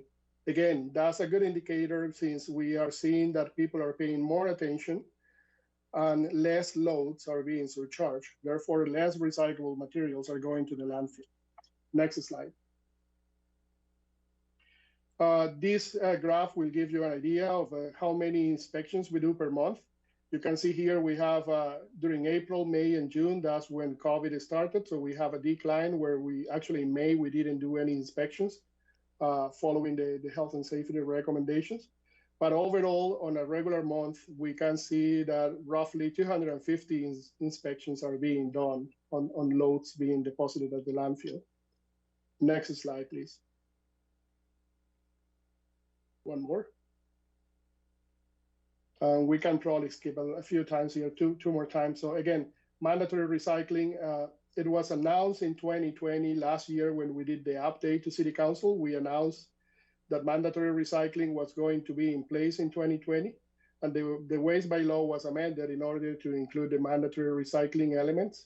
But due to the COVID, the pandemic, notifications and enforcement have been on hold since July 2020. We all know that the business community has been under the restrictions, so we felt that it wasn't the right time to enforce these. And the plan is to resume on 2022 once the reopening happens, the mandatory recycling enforcement and implementation that we had scheduled for 2020 originally. Next slide, please. So I'm gonna skip on this slide. We already talked about the materials that are required for mandatory recycling. So cardboard, paper, wood. Next slide, please. Now, if we dive in a little bit into the reports, this is where we see the performance of the ICI sector over the last 7 years. Again, if we remember, we implemented the strategy. The strategy started all the programs and the different elements that we have in 2015. And we can see how the ICI overall has been reducing their tonnage or their waste per capita over the last 5 years. When we look at 2020, overall 2020 had a 2% reduction compared to 2019, which was roughly 1,000 tons less than in 2019. Next slide, please.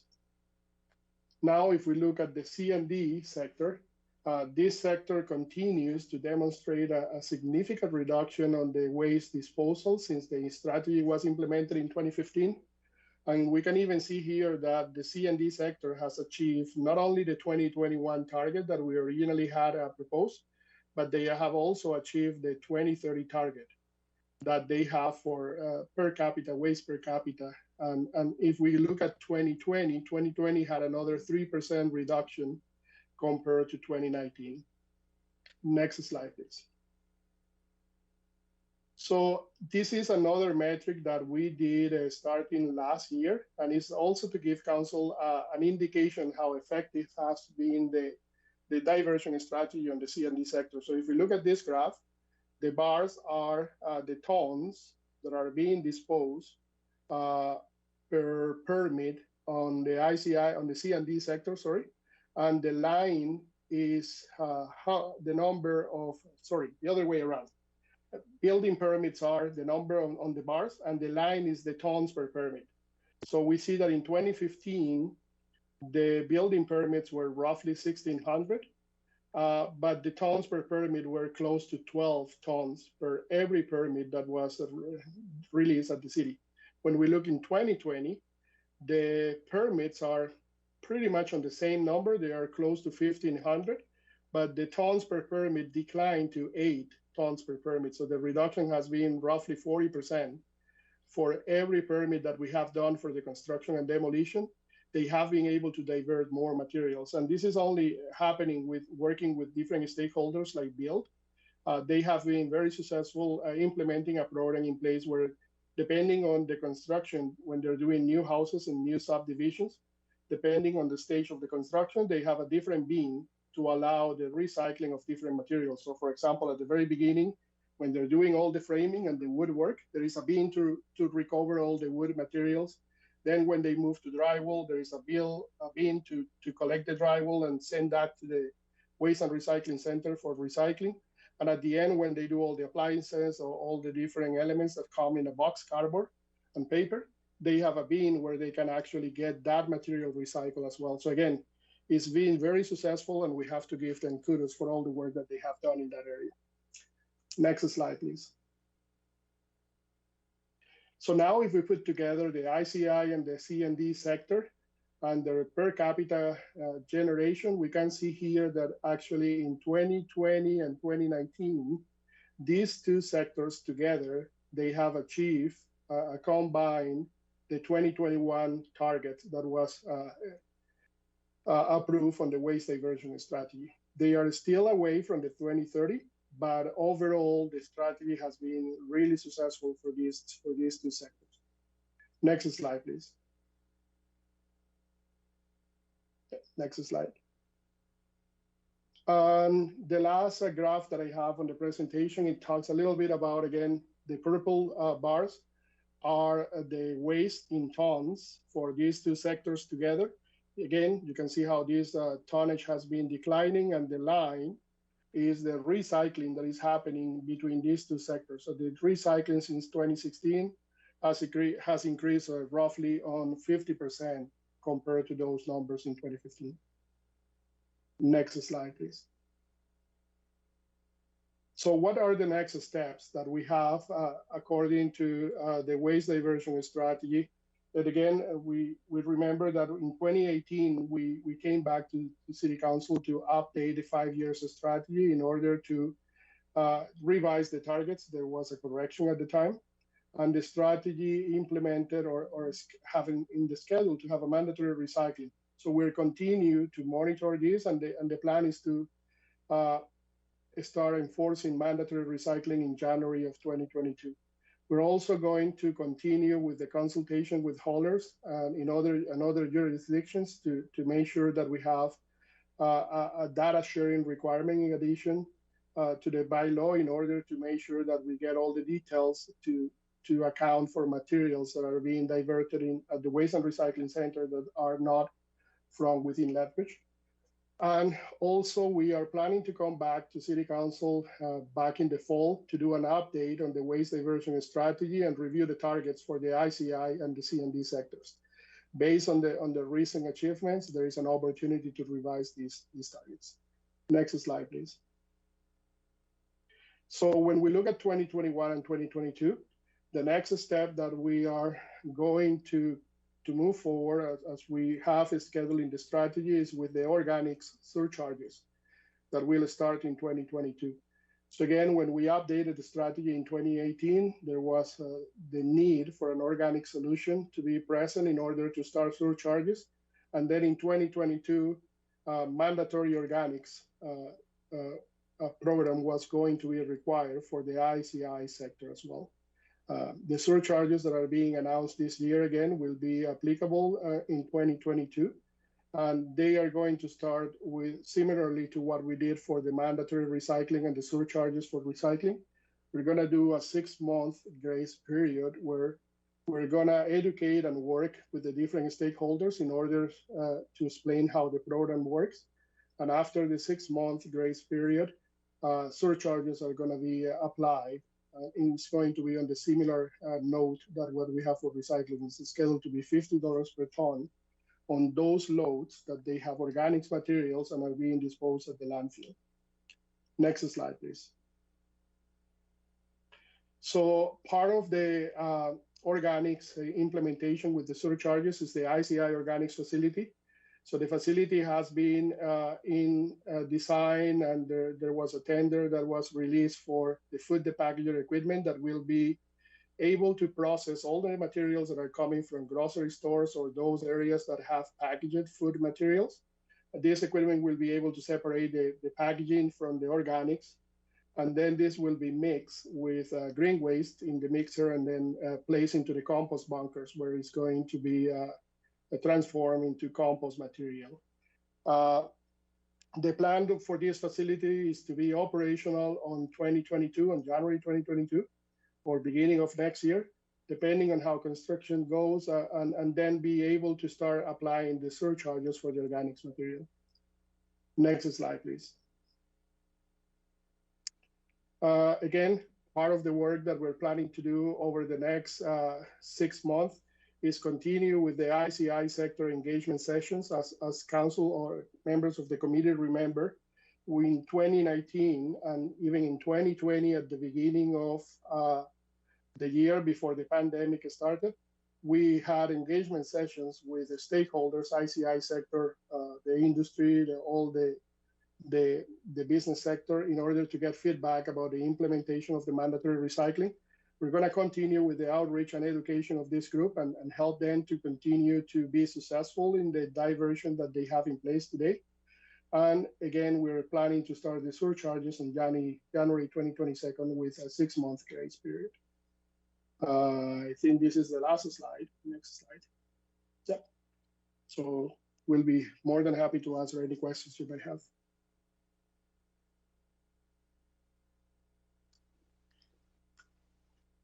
Thank you, Mr. Sanchez. It is amazing how well the sectors are doing in meeting the targets and in getting their work done.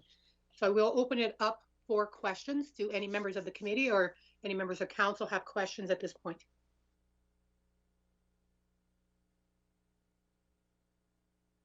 All right, I don't see any hands going up. As you were talking about the metrics, the one question I had, and I I know you referenced this, but is there a concern that they're doing wonderfully? Is it because our metrics were not set at the right level? Is it because they're just doing so amazing, or is it a combination? What's your feeling on that?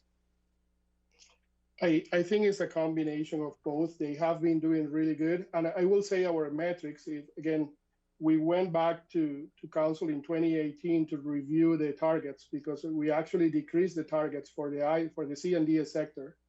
But one of the key elements that we think we have been very successful is providing a market for these materials to be recycled.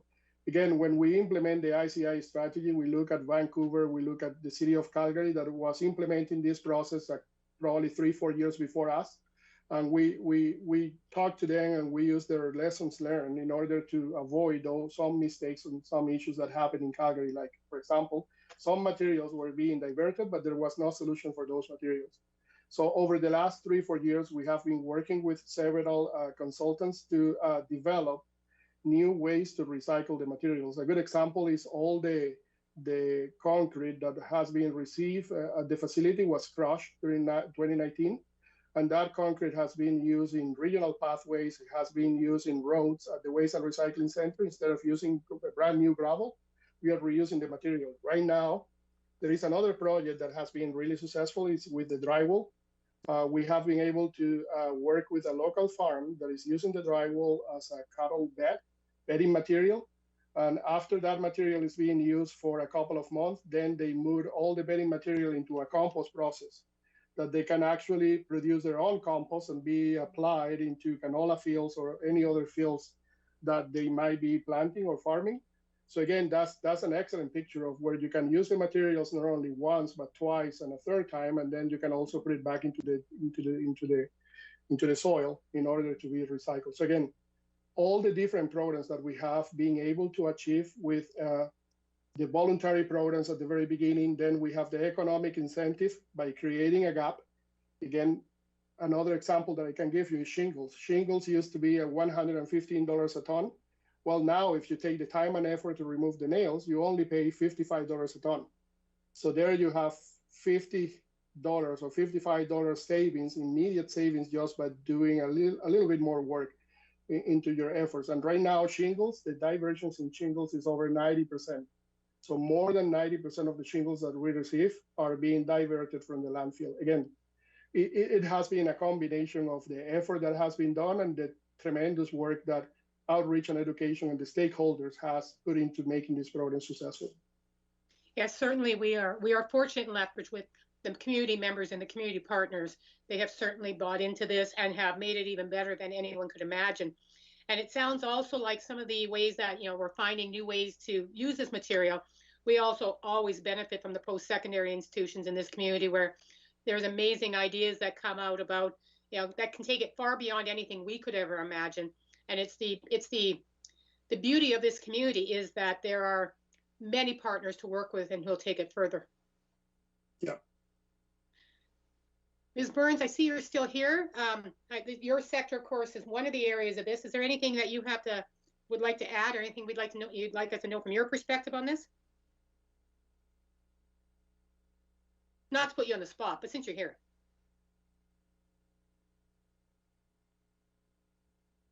All right, I must have put her on the spot. That's okay. Doesn't look like there's any questions from members of the council or the committee. The recommended motion on this one is that we will recommend that council receive for information this annual report. Are there any questions, concerns from members of the committee about forwarding this on to council for information? No, not here. All right. So by consensus, we will move that as our motion, as our recommendation onto council. Thank you again, Mr. Sanchez, for both of your presentations this afternoon. We have certainly received a lot of information this afternoon. And now we move to something completely different. We're going out to the trees and to Dutch elm disease and how the update on the trees that have had Dutch elm disease and where we're moving forward. And I know, Mr. Kubo, you are leading this, but you have help as well. I believe there is a team connected to this one, or are you presenting on your own? I'm presenting, but I do have a team. Okay, so it's both. Well, Yes. welcome. And Hopefully you have some good news for how we're dealing with this. So we'll hand it over to you now. Thank you. Thank you to the Civic Works SPC for the opportunity to update you on the Dutch elm disease, DED. I have with me Mr. Don Nishikawa, Parks Forestry Coordinator, and Mr. Lindsay Bell, our Parks Forestry Technician. Next slide, please. So our recommended action to receive the Dutch elm disease DED response update, June 2021 as information. Next slide, please. The topics that we'd like to cover is the Dutch elm disease background, control and containment, challenges, and budget. Next slide, please. So the DED is a disease that affects elm trees, most of the time fatal to the elm. It's caused by a fungus spread by the elm beetles, and from one elm tree to another. Under the Alberta Agricultural Pest Act, the APA, Pests and Nuisance Control Regulations, both pathogens, the smaller European elm bark beetle and the native elm bark beetle, are named declared pests. All municipalities, counties, and MDs have the responsibility and authority to prevent and control Dutch elm disease under the Act. Under the Plant Protection Act, Plant Protection Regulations of Canada, the movement of DED pathogens is regulated. Elms from Dutch elm disease infected provinces cannot ship to a disease-free province, and Alberta is still considered a DED-free province. Next slide, please. The city has approximately 6,000 public elms, which is about 13% of our total public trees, with an estimated value of $27 million. There's roughly 5,000 privately owned elms with a value of $22.5 million. In the last few years, the city has dealt with the elm scale, and our elm forest is still recovering and under stress. Next slide, please. The first known case of Dutch elm disease was back in 1998 in Alberta, where an isolated case was found in Wainwright, Alberta. The elm was removed and disposed of, and the community has not seen it back since. In Lethbridge, our first case of Dutch elm disease was last July.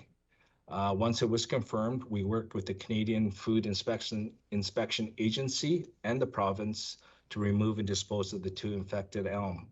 The slide actually shows the two elms that we had disposed of in North Lethbridge. The cases are considered one-offs unless we find another confirmed positive case. We are able to identify, sample, and confirm due to our surveillance and monitoring programs that have been set up by Mr. Bell and Mr. Nishikawa, as well as our parks forestry staff. Next slide, please. So our response plan has consisted of surveying, monitoring, pruning ban, promoting prevention, and educating our tree care of our public elm forest. We've been trapping and identifying pests, including doing both formal and informal inspections of elms for the last 25 plus years. We are planning to complete a private tree inventory and inspections. We have under consideration bringing forward a Dutch elm disease bylaw, similar to what other communities have done. For those municipalities that do not have a bylaw such as ourselves, the APA provides for a means of enforcement where it is an offense not to take active measures and not to follow an inspector's notice, which can be issued by a number of different authorities. Under the APA, the municipality shall appoint a sufficient number of inspectors to carry out the act and regulations within a municipality. Our plan is to hire and appoint 2 non-permanent inspectors where they will have the powers and responsibilities outlined in the Act to enforce the Dutch elm disease prevention and control measures to the landowner. Public education and communication will be a very important component to our response. We want to, or better yet, we need to educate our community about Dutch elm disease. It's not just about communicating by public service announcements or notices. It has to be a concentrated effort to educate our community on Dutch elm disease. Most folks understand the value of the dollar. So if you consider the effects, what the potential effects of Dutch elm disease to our community, it could be $27 million plus $22.5 million, which is the value of our elm forest, plus $6 million, and $5 million, which is the cost to dispose of the elm, or to cut them down and to dispose of them, plus the cost of replacing those trees. So potentially, this could be like a $60 million plus hit to our city, and leave about a third of our city without leaf cover. Next slide, please. Some of the challenges that we face is the lack of a complete private tree inventory. We will be doing an inventory as well as updating and reviewing some of the older data that we have collected.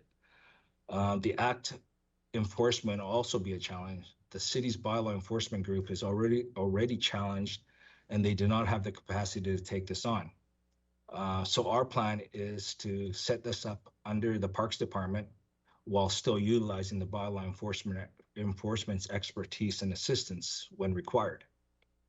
Our inspectors, armed with our education program, will be able to work with our citizens to inspect private trees and to search for stored fire elm wood, which we believe may have been the cause of the two cases here. We've been working with waste and recycling department to mitigate elm wood disposal, as well as all elm wood, as per the CFIA, the Food Inspection Agency, is required to be burned or buried due to the two confirmed cases here. We're looking at various options to encourage compliance with Dutch elm disease protocols for disposal. Parks has not identified for use or planted elms for a number of years to diversify our urban forests and to further reduce the potential of Dutch elm disease here. We have also been cognizant of other invasive pests as part of our forestry program. Next slide, please. Our operating budget is estimated to be approximately $210,000 for 2021 and $180,000 for 2022. The estimated costs per year are for hiring 2 non-permanent inspectors, fleet equipment, supplies, and IT, landfill charges, a contingency, and in 2021, a Dutch elm disease consultant for training our staff, as well as completion of a survey, which would be a total of $210,000. In 2022, we estimate the cost going down by $30,000 because we would be doing everything in-house without a use of an outside consultant. For this response plan, Parks may need, and only if necessary, use of the 2019 to 2022 N58 initiative, invasive pest management, urban forest disease reserve, to cover any potential shortfalls to the operating budget. Next slide, please. Thank you for your time and consideration. The three of us could try to answer any questions that you may have. Thank you. Thank you very much for the presentation. I do have Councillor Kaufman in the queue, so I will hand it over to Councillor Kaufman to begin. Thank you, Madam Chair. Thank you, Mr. Okubo, for the presentation, for the work and the preservation of our urban canopy as well. Thank you for that. Is your request, it's not stated in the ask, at least that I've seen, is the request actually then for increase in funding to deal with the hiring of the inspectors? No. We don't, well, we're hoping to have everything in-house within our operating budget, but if it does go possibly slightly over, we do ask to be able to use part of that reserve that council had put away to deal with the invasive pests and species. Okay, thank you. On the on sort of the proactive front, then, any sort of treatment, at least to public trees, any sort of protection of public trees, are we doing that, or is that as needed response? The plan right now, well, there is technically no medicine, no injections or anything that actually will save the tree from Dutch elm disease. The only thing that Lindsay and Don can actually talk more about this, but the major thing is we need to keep the trees, the elm trees or any other trees healthy. And that is by trying to educate the public about watering our trees and taking care of them. It's like sort of like planting a garden and then not watering them, right? If we don't look after our trees, they don't have their own natural responses to try to fight off disease. If we keep them as healthy as we can, then they have a chance.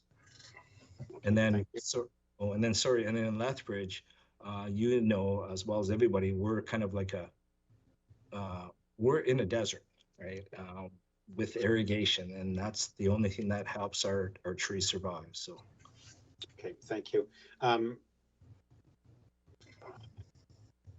Well, there was a question there. I'll maybe step out and think about it and then come back to it. Thank you, and thank you to Lindsay and Don as well for the work that you do on this. Thank you, Madam Chair, and I'll be back. Well, there's no one else in the queue, so I'm hoping your memory serves you well quickly, because I don't know if there's any other questions. Does any other members of the committee have questions, or any members of council who've joined us? When we did set the money aside, thank you. Yeah, when we did set the money aside, it was actually, and all I can remember is the joke we made about the Boer War. That was what we were concerned about. Was that moving west? Do we have any information on? I think it was in Winnipeg, a couple of years ago. Is that one we also have to keep an eye out for? Was it the ash borer? The emerald ash borer, yes. Yeah. Where's that one at now in our list of worries? Don could probably answer this better, but I believe it was in Winnipeg, the last we had heard. Yeah, right now it's in Winnipeg. They have both Dutch elm disease and emerald ash borer, so they got a double whammy going. So far it hasn't seemed to move any further west in the last 2 years, which is good news for us. No. And one of the big things too, we want to help when we do our inventory of private elms. We are also looking at the ash trees and inventorying them at the same time. One of the things, again, I spent a lot of time in old newspapers, and one of the things that was really seemed to be helpful back then is that through the research center and through other people who had experience, they did a lot of public engagement, public education back then, of course, through the Lethbridge Herald, through the newspaper. Is that something we are considering using our website or something like that? Because I don't know if people necessarily know what trees do require, and that if the top of your tree has died because you haven't watered it, this is the difficulty you might have. So I know you've been talking about public education. Do we have a plan for how to proceed with that, or is that sort of in its infancy? No, we have been engaging our communications department, and they have a bunch of material already ready to go. We've got posters, and there was one I might be able to share with you, but we do have material ready to go. It's just a matter of getting it out there. Okay, so we will be working with our community and our communication staff. Councillor Kaufman, you're back, so I'm assuming your memory has served you well. That's a dangerous assumption, Madam Chair, but thank you. And it is sort of on that line of communication and working with the public. Sort of in line of what Councillor Crowson was saying, people don't know what trees they necessarily have on their property or on their boulevard. When we have an identification system, are we notifying people as well as to the cause? Dutch elm is moving in part because of climate. We're in a warmer climate here. Although, as one of my colleagues has pointed out, there are no trees between Winnipeg and Moose and Medicine Hat, basically. But this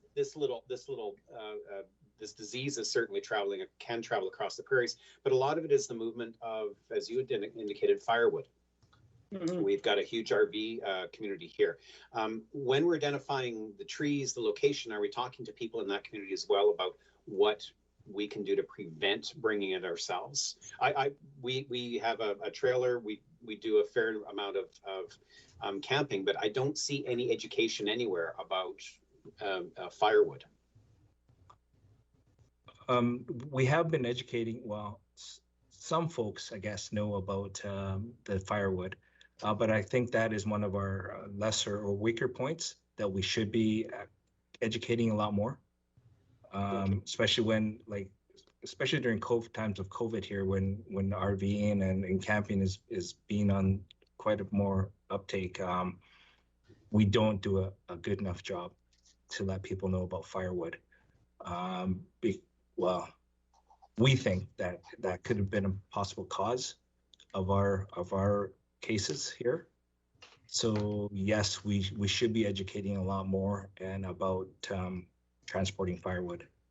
Okay, well, I'm not going to put the blame on the city of Lethbridge. That could also be a federal responsibility as well in terms of educating people as to how you can be transmitting these things, especially if you do camp in Northern Ontario or in Manitoba and then come back with firewood in your vehicle, certainly.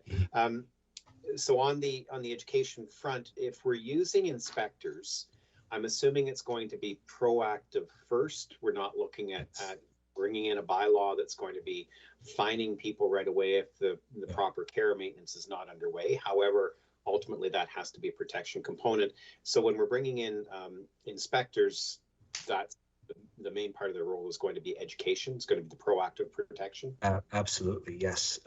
Their main focus will be education. It'll be to build that community trust and rapport, so that we can go knock on doors, or we can we're not in trouble looking over the fence to see people's, we want to portray a not an enforcement type, but more the education. Okay, thank you, Madam Chair. Thank you. Are there any other questions from members of the committee? Councillor Shearer, you have popped up. Is that just because you want to be seen, or because you have a question? Yeah, I should turn my camera on once in a while, just so you know I'm here. Just to prove you have it. I think as you're looking at an educational component, I'm thinking of a fun thing we could do. I remember a few years ago, there was this really sad fact that more kids could identify logos of businesses than tree leaves. Like, they couldn't tell you what tree a leaf came from. And so I think there's also a way that we could have fun with that, going, within a 10-minute walk from your home, how many different trees can you actually identify, right? I cheat because I use the app where you can just scan the leaf and it tells you what tree it is, which is really useful when you want to actually pretend you know what the trees are. But I think there's some components in there that we could have some fun with it, because, make it a scavenger hunt or something like that. But certainly I'm glad to hear of the work being done, and to know that, the Dutch elm disease hasn't spread further in Lethbridge. So this is to receive as information. Just make sure I've got my recommendation. Yeah, we receive it as information and file. Is the committee fine with that recommendation, or is there anything you'd like to change on the motion? All right.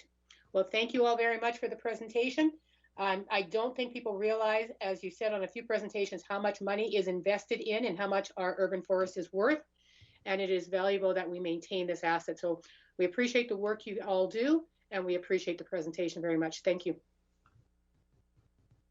And now we switch to another one of the assets in Lethbridge that is a valuable one. We're going to transit. We're going to go to Mr. Sanderson to talk about the CityLink engagement presentation. I know some of the presentation engagements has happened, but how people can get involved to help make our transit system even better. So Mr. Sanderson, we'll turn it over to you. Good afternoon, councillors and members of the SPC, and thank you for this opportunity. That is correct. We've started our engagement process back at the end of May, and it's going very well. We've got well over 30 different community stakeholders that we'll be meeting with, and actually I think 5 different community sessions that are open to the community in order to engage people and inform them about the CityLink process. So we're very excited about that. I've prepared the same presentation that I've set out for or at least that our team has been providing to the community as well, just in order to ensure that everybody is up to date with what our proposal is for CityLink and what to expect come September. So with that, the first couple of slides are just introductory slides that we have as part of the introduction. Again, what to do at a Teams meeting, everybody knows about that. We also have an acknowledgement statement. I think, again, very important that we do that at the start of every presentation. Next slide, please. So to begin, again, just a little bit of background that we like to provide.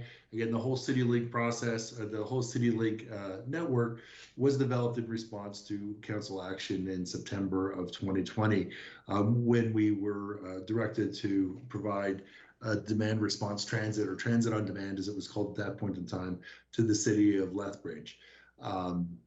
And subsequent to that time, I came on board and we took a look at how do we actually do this? How do we restructure our fixed route? How do we implement demand response? And then more so, how do we do both of those things while saving $350,000? So from that, next slide, please. We came up with basically our background. So what are we going to base it on? So we based it upon the 2017 Lethbridge Transit Master Plan, which actually was a very robust plan. Stantec did a really good job of it. Very comprehensive, robust engagement program, talked to a lot of community stakeholders, a lot of internal stakeholders as well, in order to develop some very sound recommendations. Their comprehensive recommendations, if fully built out, equaled about an additional $20 million per year, which is more than double what our budget is for Lethbridge Transit. Now, I'm not going to lie, I would love to have the opportunity to spend an additional $20 million a year for transit, but again, our mandate was to save $350,000. At that point in time, it was very easy for us to take a lot of the data and a lot of the research that Stantec had done as part of their master plan. Still, all good work, doesn't matter what the final product is. We could use all of it in order to develop the CityLink plan, because they identified the issues: long trips, inefficient transfers, and just an overall lack of attractiveness. And our solutions are similar to what Stantec came up with, just a little less grandiose. Next slide, please. So in taking a look at basically these two things, the direction given by council, the Lethbridge Transit Master Plan, we came up with three basic objectives for what we wanted to do with the CityLink plan. The first thing is we wanted to provide the highest level of transit service to the greatest number of people within our approved budget.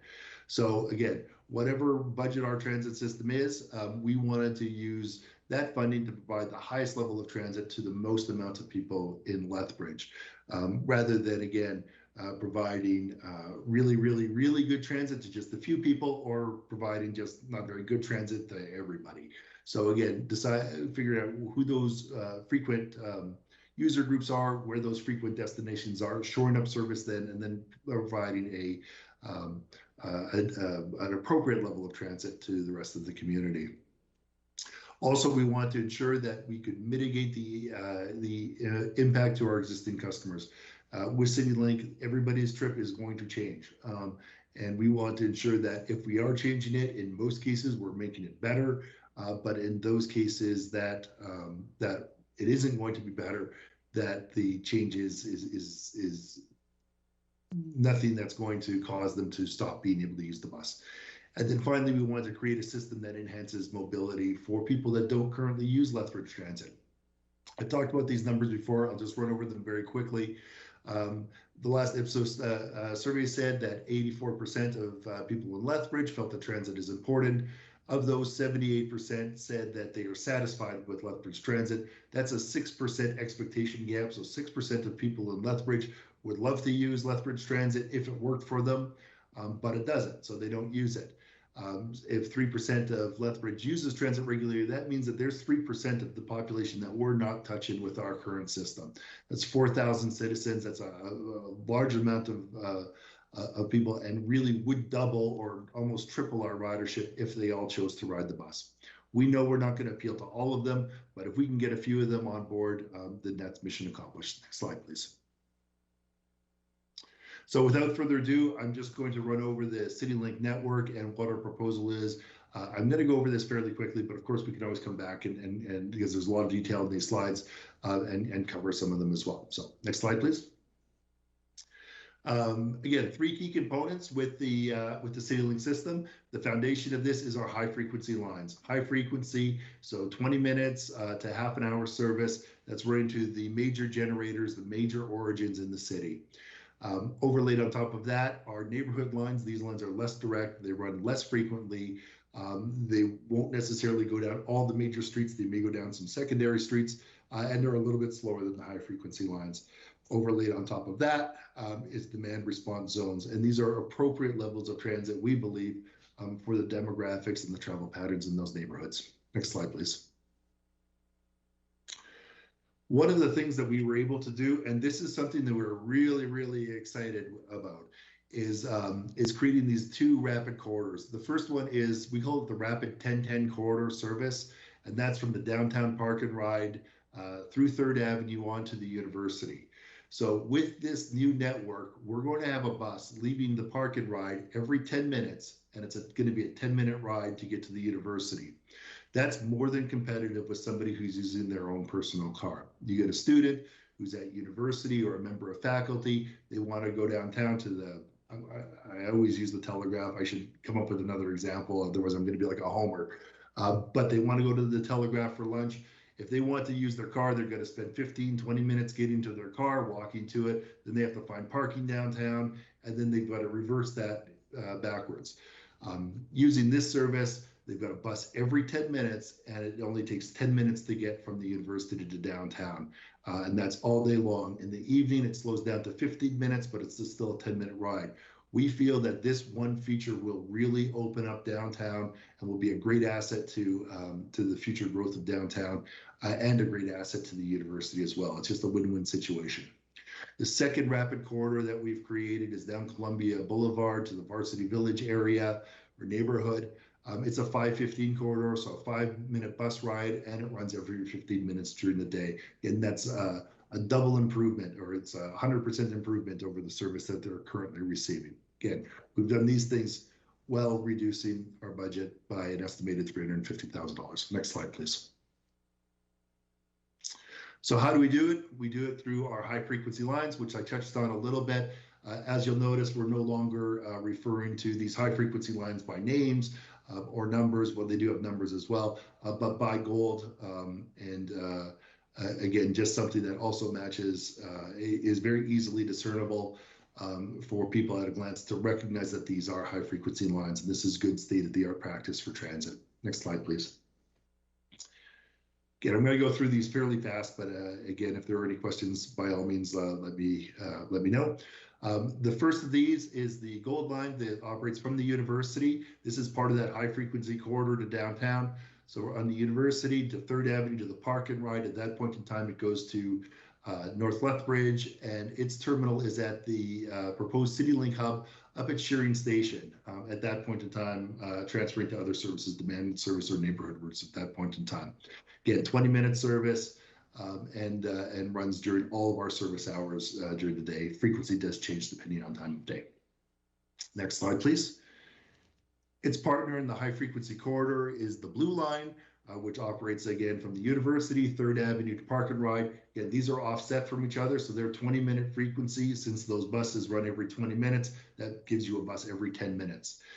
Where it deviates is at the Park and Ride. It starts heading south, will provide service to the hospital. So again, high frequency, 20-minute service to the hospital, and then on to the college.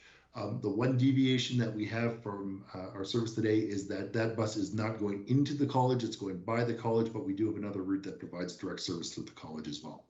Goes on to the Mayor-McGrath neighborhood as well. We'll have a CityLink hub somewhere in the vicinity of Superstore. We're still working on that exact location.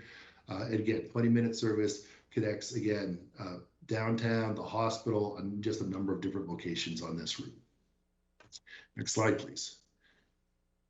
Connecting both of these on the east side of the city is the green line, which connects Shearing Station to Southgate and also to Henderson Lake Park along that entire Mayor-McGrath corridor. Next slide, please. One that we're really excited is the red line. This operates from the ATV Center in the west through down Whoop-Up, through downtown to the Park and Ride, and then onto the east side of the city, including the exhibition grounds, the casinos, the hotels, Henderson Lake Park, just a number of different facilities in there. This also introduces a concept that we have in a few different routes called the split headway. We've got half an hour service, 30-minute service along the longest portion of the route. So basically Whoop-Up 6th Avenue South. When we get to the loop on the other side, instead of the bus just operating that loop in one direction, it alternates. So one bus goes one way through the loop, the other bus goes the other way through the loop. So you're in effect getting half-hour service through that loop, but you're getting 1 hour bi-directional service as well. So again, it's just a really efficient and effective way of covering a lot of territory, but still giving people that direct trip that they that works for them. Next slide, please.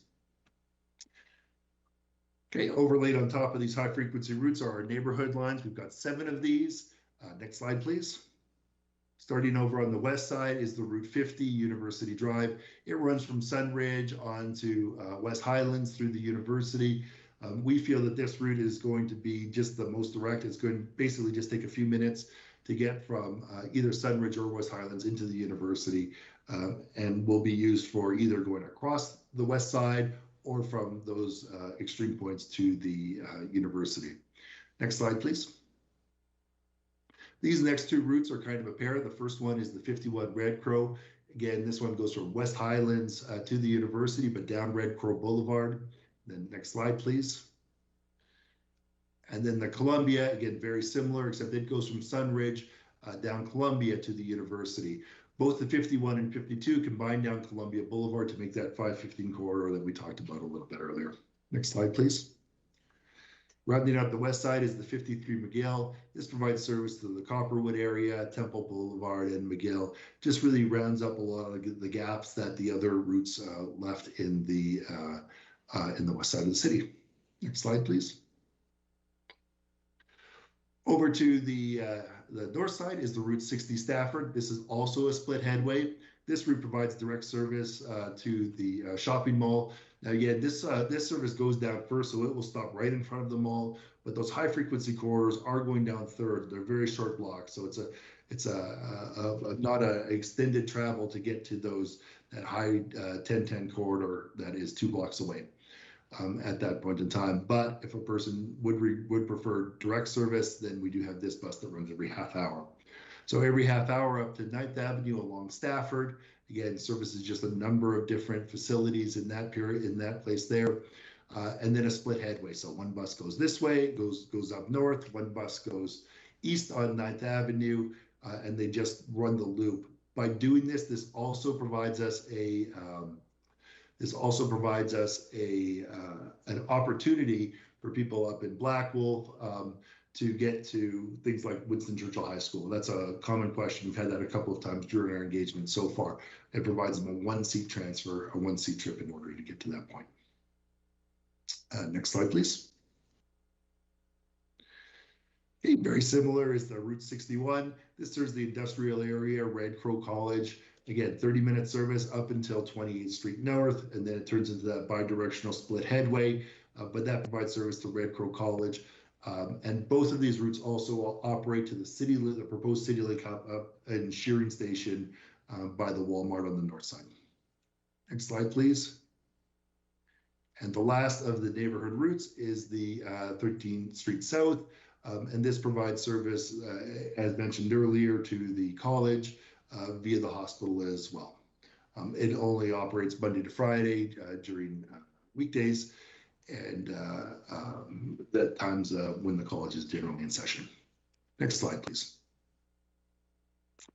So if you notice, and I went through those very, very fast, but a number of the neighborhood routes aren't running our entire service day.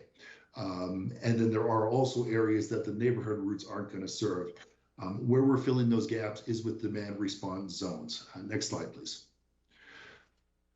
A lot of the benefits that we get with demand response zones is that, again, it provides customers with that direct access to their homes or to where their trip origination is. without having to walk to a bus stop. The way we are anticipating it working is the bus will come to your, we'll say your house. It will wait by the curb. It'll pick you up at that point in time. The bus will take you to anywhere else within its dedicated zone. We'll talk about the zones in a second, or it will take you to one of the CityLink hubs where you can interface with neighborhood routes or high frequency routes at that point in time. Next slide, please. So again, a little bit more, I got a little bit ahead of myself here. How does this work? We have an app that it will be coming out shortly. We're beta testing it right now, which again works very similar to Uber. You just simply request your trip, then you can actually watch the demand response bus coming to get you. Our service standard is when you request a bus that we should have one to you within 20 minutes or less. We're hoping that in most cases it's going to be less time than that, but the maximum wait that you should expect is 20 minutes from the time that you respect the bus. If you do not have access to a cell phone or an app, then you can call 311 and we can dispatch the bus to you. It's a similar dispatch system, except we'll do it for you rather than you using the app. Once your pickup window is confirmed, you just step outside.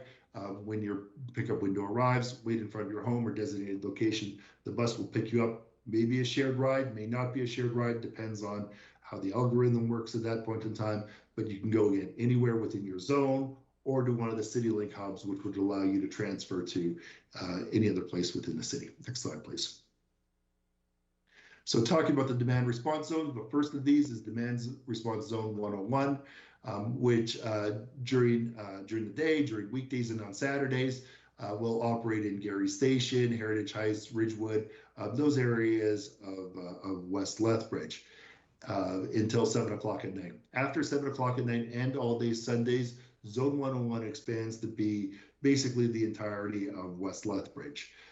So if you live in West Lethbridge and it's the evening and you want to go to the university or you want to go to the ATB Center, it would be an on-demand trip. That again is only for inter-west side travel. If you're going to the east side of the city or the north or south side of the city, then you could transfer either at the ATB Center or at the university to take one of those high frequency routes over and connect to the route structures on the other side of the river. Next slide, please. Zone 102 also only operates during the day because Zone 101 takes it over in the evenings and on Sundays. And it operates in Copperwood, Riverstone, and the Canyons. Its CityLink hub is over in Sunridge. Next slide, please. And over to the south side, this demand response zone operates all the time that we will be providing service, and it is demand response for Lakeview, Redwood, Southbrook, and it provides service into either again interzone service or service to the CityLink hub at Superstore. Next slide, please. And the final demand zone is on the north side. This only operates in the evening and on weekends, provides service to Black Wolf, Shackelford, Industrial Park, Street Industrial Park, and then its CityLink hub is the Walmart by Shearing Station. Next slide, please. Again, CityLink hubs, I know we talked about these a little bit at the CIP process, but these are, and I think that this illustrates a little bit more the importance of these. This is where that interface happens between the demand response zone, the neighborhood routes, and the high frequency routes, and gives people a very comfortable place outside of in order to make that transfer. Also, again, we anticipate in the future to use it as a micro mobility hub as well to facilitate the transfer to bike share or scooters, TNCs, Uber, car share, all those kinds of things that are up and coming and will be coming to Lethbridge in the future. Next slide, please. So in summary, again, our three objectives were to provide the highest level of transit service to the greatest number of people within our approved budget. Again, we believe we've got a sound plan to attain that. Again, we attempted to ensure the impact to existing customers is mitigated. Again, for the most part, everybody that had transits, well, basically everybody in Lethbridge now does have access to some form of transit service. And then create a system that enhances mobility, providing options. Again, we really concentrated on those very common trips, and the vast majority of our trips are going to improve under this network. Next slide, please. Just a little recording of some of the strengths and opportunities that this thing has and some of the risks and challenges. Again, the biggest strength, again, significantly decreased travel times for the majority of customers and potential customers. Those most common trips that get taken are going to be exceptionally faster under this network. The demand response zones improve access to transit. I talked a lot about the 1010 and the 515 corridor.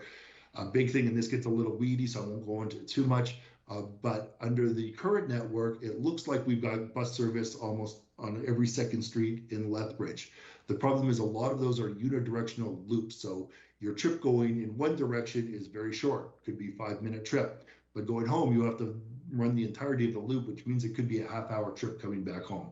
By running bidirectional in both directions, that really reduces the amount of the trip. Plus you take the waiting time that you'll have to wait for the bus. Again, the total travel time is dramatically decreased. Fewer large-sized buses on narrow city streets. Since I've been here for the last 6 months, we've received a lot of complaints about buses going down some streets that they really have no business going down. So we've cleaned that up a lot, and the majority of our service will be going down streets that are designed or better designed for transit buses. And then finally, reduced operational costs, all this and still saving $350,000 a year. That being said, it isn't all roses, and I don't want to paint it that there's going to be no impacts. The first thing is again, as I said, everybody who uses Lethbridge Transit now, their trips are going to change as a result of this. And that does mean that there are some people that it's not going to work as well for them. We can't create a system that doesn't change anything and changes everything at the same time. So again, we have made every effort in order to mitigate that. We're doing the engagement in order to try to hear from as many people as possible and make those adjustments prior to us rolling out. But we do anticipate that when we do roll this out in at the start of school, that some people are going to end up being disenfranchised. The distance to travel to the bus stop may increase by concentrating those corridors. That may increase the travel distance for some people in order to get that. Again, we try to mitigate that as much as possible, but again, we can't take care of every trip. We took care of the majority of the trips with reducing that. Some customers may experience longer wait times when transferring. We've moved away from a time transfer connection where all the buses meet downtown, wait for everybody to show up, everybody shuffles amongst other buses, and then all the buses go out. That is a massive waste of time. Basically, that wastes 5 to 7 minutes of productivity every half hour. So we've eliminated that. The majority of trips go from should be a 1-seat trip or possibly a 2-seat trip from the origin to the destination of the route. We do anticipate that most of the transfers will take less than 10 minutes in order to occur, whereas right now, again, that transfer process that happens every hour, it takes between 5 and 7 minutes. So again, just dramatically increasing the average trip time for people. The last two, again, this is a new app on the demand response stuff. It is still new technology. We're beta testing it now. We're doing everything we can, but there's going to be problems. We just don't know what they are yet. But rest assured, we're prepared. We recognize that we have mitigation strategies in case these things don't work, and we're ready and willing in order to do this. Next slide, please. Just a little bit of the timeline. Right now, we're doing the stakeholder engagement and we're collecting the information. Stakeholder engagement has been going very well. We've had good participation to this point in time.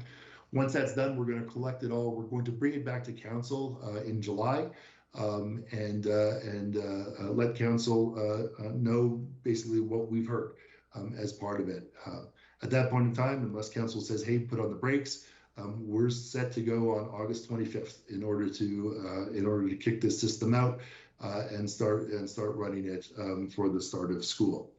At which point in time, our plan is to update council in March on the results of the Civic plan and the impact that it has had on transit ridership. Next slide, please. And then just the ways to engage. Again, we've had a very, very robust engagement. We are meeting with over 30 community stakeholders. As you can see, I've done this presentation multiple times myself. The entire transit staff have been as well. So it's definitely been a real team effort. All of our comments are going to be compiled. On the Get Involved website, in addition to this presentation, we've got a number of other tools, including draft timetables, interactive maps. We've got a survey and other ways in order to do comments. There are a number of other engagement things. We've got stuff on the buses. We've got stuff at Park and Ride. It's difficult in COVID to get everything out, but we're getting a really, really good response from everything we've had. And with that, that's the end of my presentation. Thank you for the time on that. Well, thank you for sharing that with us. Oh, sorry, I have some weird feedback. Maybe I've got, okay. Sorry, I've got two different systems going and it sometimes gives me feedback. Thank you again for the presentation. Certainly a lot of work is being done. And we do have some questions from council. We have both of the Jeffs in queue, and Councillor Carlson was in first. So Councillor Carlson. Thank you. Oh, thank you, Madam Chair. I'll be fairly brief, Mr. Sanderson. You answered most of my questions in the presentation. I appreciate your passion and enthusiasm for this. I share it. This is one of the more exciting things for me. I was council's rep on CUTA, Canadian Urban Transit, for some time. And this was always a system that I'd been fairly familiar with in other communities I had lived in that utilizes those high frequency or express type routes. One of the questions I get all the time is the travel time, not the frequency of the buses, which I see are 30 minutes in most of those, which is awesome. But the actual travel time, do we know what the travel time is? And if that was in the presentation, I missed it, sorry. Travel time on each route from the furthest to the furthest point. Thank you for the question, Councillor Carlson. And I guess just a couple of things. I know you mentioned CUTA when you first started with your comments. And also thank you for the comment on my enthusiasm. It isn't just me, it's the entire transit team where we've been living this and loving it. When I interviewed here, or when I was offered the job here, my first priority was to, or my first goal is to make sure that within the next 5 years that Lethbridge Transit is going to be named the top transit system in Canada. So that is absolutely one of my goals, and we think that CityLink should help us get there with that. So on to travel time. So travel time is made up of 3 different components, right? It's made up of your time waiting for the bus. It's made up of your time going to the bus, and then any time transferring on the bus, right? So there's those 3 components. So by using high frequency corridors, which is on the high frequency stuff, most of it is 20 minutes, 20 to 30 minutes.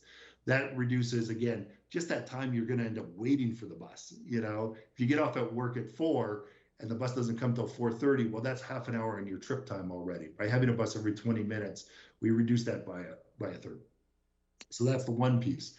But that's not just the biggest piece. There's no point in, even if you got a bus coming every 5 minutes, if the thing's driving at 10 miles an hour down the street, that doesn't help either, and it's going down all these other corridors. So the other 2 components are providing a very straight and direct route. Now, we're not completely straight. We're not like an airplane because we still have to hit these generators and they're spaced out.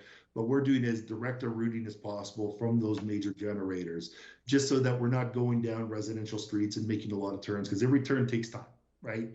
You know, so having those straight shots as much as possible. And then the other piece is by getting away from that time transfer connection, we don't have to do that 7 to 8 minutes transfer for virtually everybody using the bus unless you're going downtown. So as an example, if I lived by Shearing Station and I got on at the Walmart in Shearing Station and I had to be at class at 8:30, I could catch a bus around 8 o'clock in the morning and be there. So it takes about 28 minutes in order to make that trip. So it's going to be competitive with the car, especially going to a place like the university when you got to park, you know, in the back 40 and walk in, right? We'll drop you off right at the door, and we're really going to make a lot of time savings. So long answer, sorry about that. But thanks for it's all right, because it's my excitement as well. I live near the college. It's a real easy trip for me to hop on the bus and get downtown to City Hall in about literally 8-9 minutes. Yep. But the university, was an hour Yeah. because you get down there and have to wait and then transfer, and it was quite brutal. But when I look at the blue line, it like how quickly can somebody go from the college to university? Sorry, that trip. Councilor Coleman, 22 minutes approximately.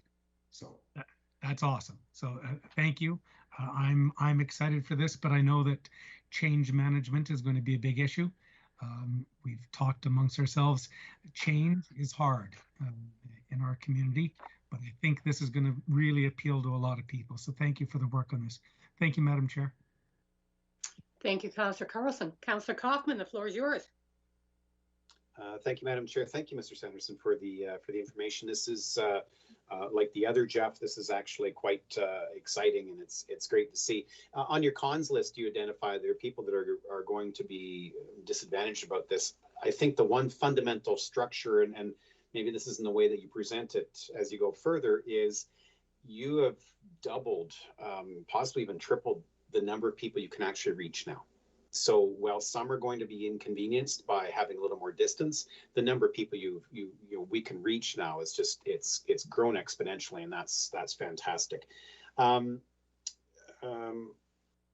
the on-demand service, when you talk about bus size, and you mentioned in the slide that when we've got the residential streets, we're going with a smaller bus. Two things on that. First, on the on-demand, is it a smaller bus? Is it a van? Are you picking people up on your way to the Telegraph? Like, what's the process there?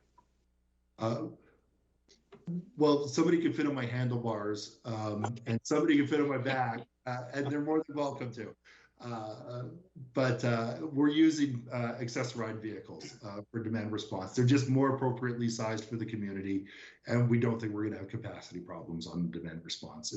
If we end up having capacity problems, we'll have to send out another van just because it can't be in two places at once. So. Okay, that's actually a great problem to have. So what needs to be articulated to the community then is that whether it's the big 40-foot limo or it's accessorized or it's even a van, the operating costs are not significantly different because we're still paying for driver, we're still paying for fuel and life cycle costs. Although with a smaller vehicle, theoretically there should be some greater cost efficiency in terms of depreciation, mileage, things of that nature. Correct? Councillor Cobbin, the costs are, it depends is the best answer that I can give. Because again, if we've got an accessorized vehicle that's just sitting there and it's not doing anything, its cost is going to be greater than a bus that's being very productive and rolling down the street in order to do that. As a general rule, their costs are very, very similar. Even capital costs are very similar between the two of them, just because the life cycle of a vehicle, especially if it's getting a lot of use, is different. So it isn't necessarily a difference of cost. It's just really a much more appropriate vehicle to be driving around the neighborhood rather than a big bus. But I'll be the first one to say, and believe me, by saying that, I want to be really, really careful that switching our big buses to little buses for fixed route service ends up actually costing more. Right? It just depends on what you're using the vehicle for, and using the vehicle for this type of service makes more sense. I think that if this pilot project is successful and it ends up being something permanent, we'll probably end up looking at something even a little bit smaller than the accessorized vehicles. Not so much to save costs, just really for the agility and the nimbleness that it can have navigating the neighborhood. So. Okay, thank you. It's more of a, as much as it is a question, it's a bit of a heads up as well, that a lot of the feedback we get from the community is, we'll go to smaller buses, you'll save money. Because I see a big bus go by with one person on it. And the reality is that cost saving isn't necessarily there, but I like the way you approach it, that having smaller vehicles sitting does actually have a greater cost to it than being able to use it. On the education side, as we're preparing to roll this out, are we looking at doing anything beyond just the education on routes? Because taking a bus does actually require some additional considerations in terms of time. You actually have to be more efficient with your time. That's the one thing I like about using the bus now versus my vehicle, is I'm more efficient with my time because I have to be at the stop. And the on-demand service does allow for some of that inefficiency still to kind of kick in, and I can do it on my schedule. Are we talking about some of the social or some of the more practical considerations in terms of moving people, moving stuff, prepared for weather, things like that, just to get people considering how using the bus can actually streamline considerations? Thank you for the question. Full disclosure again, been here 6 months, been working an awful lot on the city lately. The marketing aspect, we've talked about how to market and just get that basic information out to our because again, we're rocking everybody's world with this, right? So it's trying to get as big a job. That's really been our focus at that point in time. But that being said, one of the things from a larger strategy that we've talked about is how do we expand our travel training and marketing program, right, in order to make the bus not scary. And there's a number of ways to do it. And one of them is first of all, reaching out into the populations that that have potential for using transit, right? And just making them feel comfortable. Another way of doing it is having a presence with special events, you know, Canada Day fireworks, for example, just making it so that getting on a bus isn't scary, right? You know, and that the bus isn't scary. And again, that is our lot in life in a lot of cases. But I'll tell you what the biggest thing is that really gets people on the bus. They'll figure it out, and they're smart as long as their friends are doing it, right? As long as their friends say, hey, you know what, I took the bus and I took it from the college and it took me 22 minutes to get to the university and it was awesome. I'll tell you, they say that, they hear that a few times, and all the marketing dollars and all the effort we put into it, it's not going to come. So the first thing that we want to focus on is just providing that great product so that we've got something that's good to market. Okay, excellent. Thank you. On that, when we're doing pilots, and I recognize that there's 9 people that make this decision as opposed to just you, but are you looking at providing a free service to get people on the bus?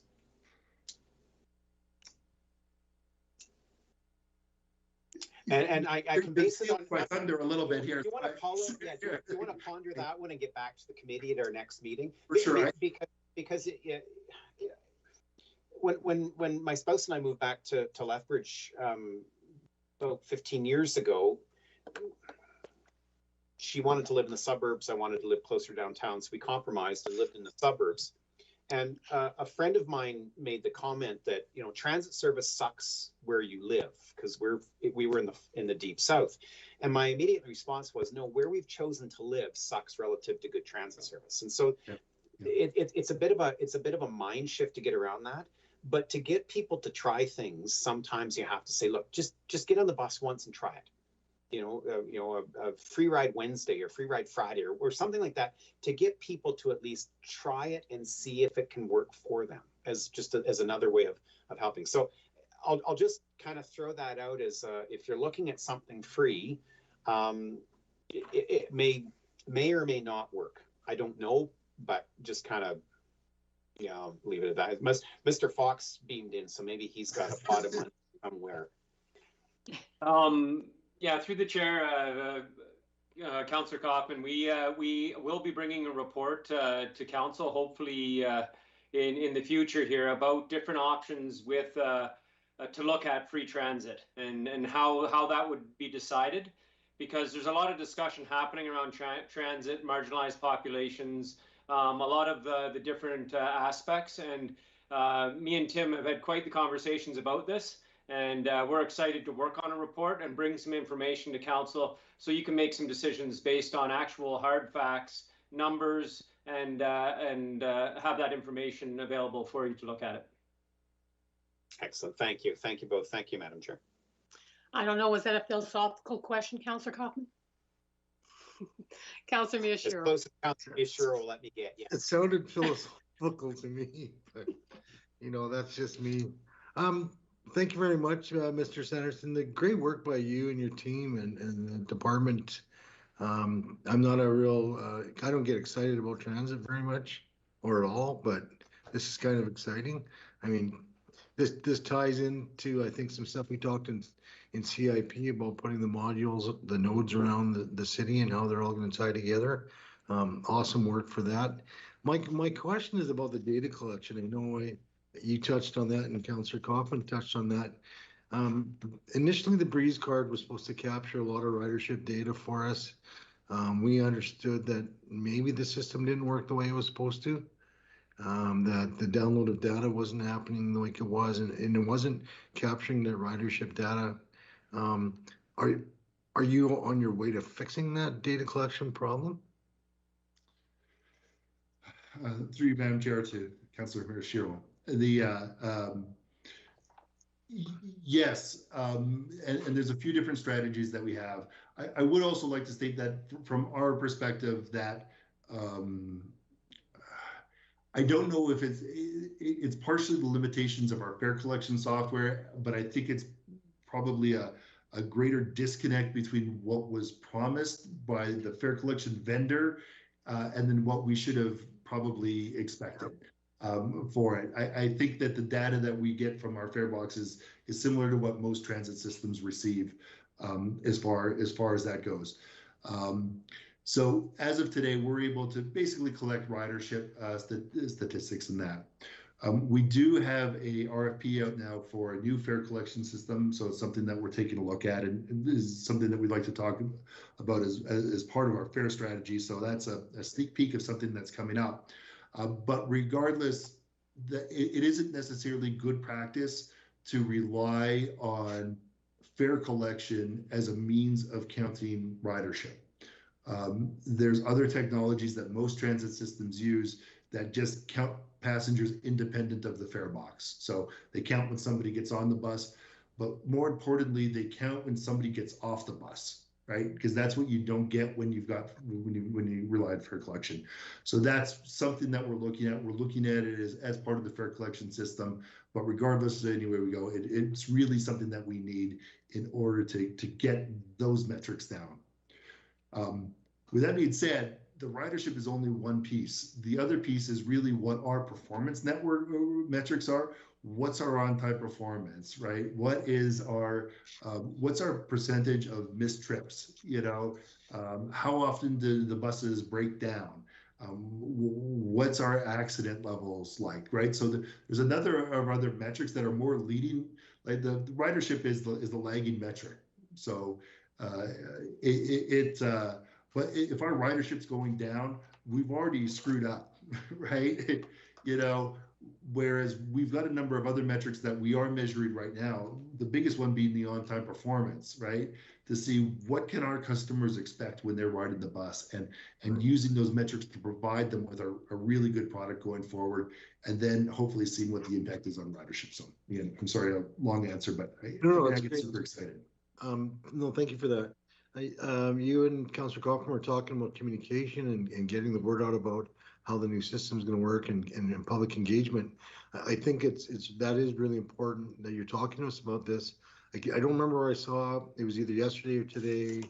It was in response to a Lethbridge Herald article about CityLink, or I can't remember if it was online on Facebook or something. But there was already naysayers talking about, oh, it's going to take too long and it's going to cost too much. And I think that may be something that our communication department might want to monitor to see how they can respond to those people that may be propagating maybe inaccurate information. We found through engagement that a lot of the people who started off as naysayers, again, this is a massive change to the way that transit works in Lethbridge, and I don't know if they necessarily always understood the system.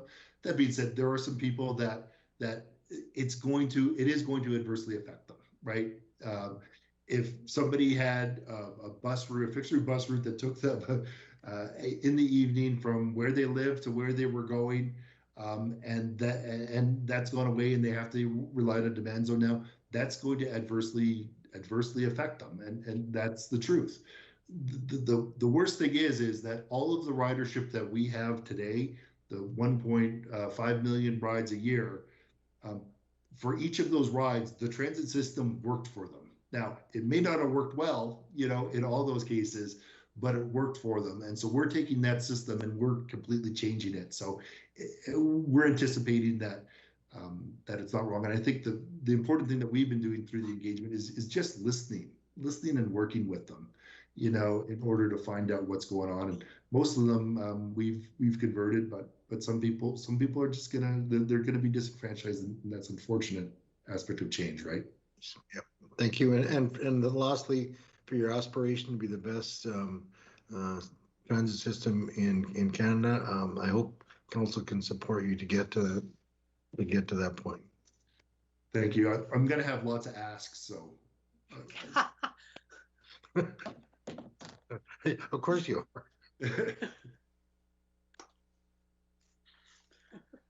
I don't know. You've achieved this so far, or will achieve this with a $300,000 reduction. So you might be setting the bar high for yourself.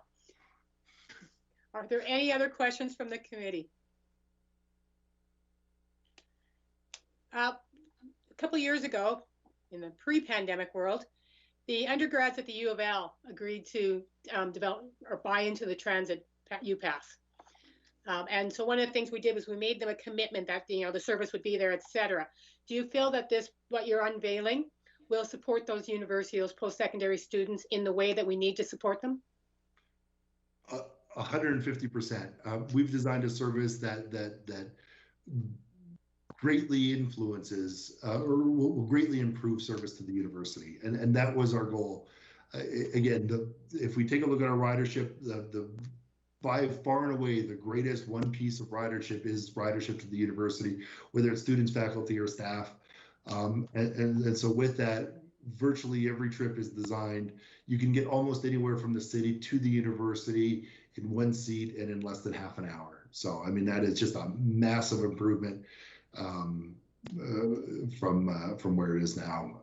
And that, I think, shows the investment that the University of Lethbridge has made in transit. Again, that gets reciprocated by, hey, you know, this is a great market for us. Let's make it work, and let's get that ridership out of there and do what transit does best. So we have positive news from the students come back. And Councillor Mashir was talking about what people are saying on social media. And you always have, you're starting September, and they're like, but school starts in August. And the fact is, you're starting end of August, correct, with this? I mean, I know it's only 5 days, but people like to find those little nits to pick. Yeah, we're starting. We've got a week before classes start at again, university is the big thing for us, and we've got that time period before to hopefully work out. We're going to have a lot of glitches, right? Work out those glitches in the first little bit and get things stabilized, and then it's going to be a whole new mess once all the kids come. But we've got a heck of a team, and we're really good at reacting. We've thought up most of the problems, and the best we can do is just be out there, be ready for it, and react and fix it when it happens. So. And before we get emails, we love the college too.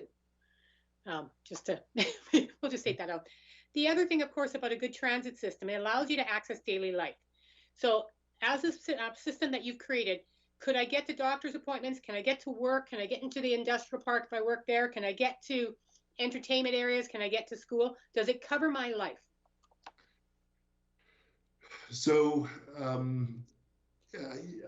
I would have to say yes. All those trips are absolutely possible. But I almost even want to emphasize it a little bit more. The industrial park has vastly improved service to it.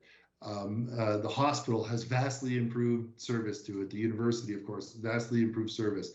Downtown's going to have better service to it, in the medical campus by the bay. So yeah, those areas are. But I'd even want to put it one further, and it actually harkens to a conversation we had at one of our engagements. Downtown's a food desert, right? What we've done with CityLink is we've created a 20-minute connection for people that live in a food desert downtown to Superstore, to Walmart, to all those other areas where, you know, they're not relying on, you know, not that I want to diss on convenience stores, but they're not the best place to get food, you know, where they can get fresh produce and those things. We're not going to make everybody happy, but we tried to take a look at those very, very common trip purposes and make them fast and convenient. So, because that's the ideal of a good transit system, right? You can get every need solved on transit that you can with your own car. Yes, and I used to always say that I don't have a car. There's so much beautiful scenery out in the world that I did buy a car to leave town every once in a while, as beautiful as Lethbridge is. But other than that, again, I use the transit service as well to get to and from work, and I'm looking forward to it once we go back to being in real life. And I feel that with this system that you'll be able to do. You're going to have to make some compromises, of course. This isn't New York. But it's going to allow for those basic necessities to be done in most cases. All right, Councillor Miyashiro.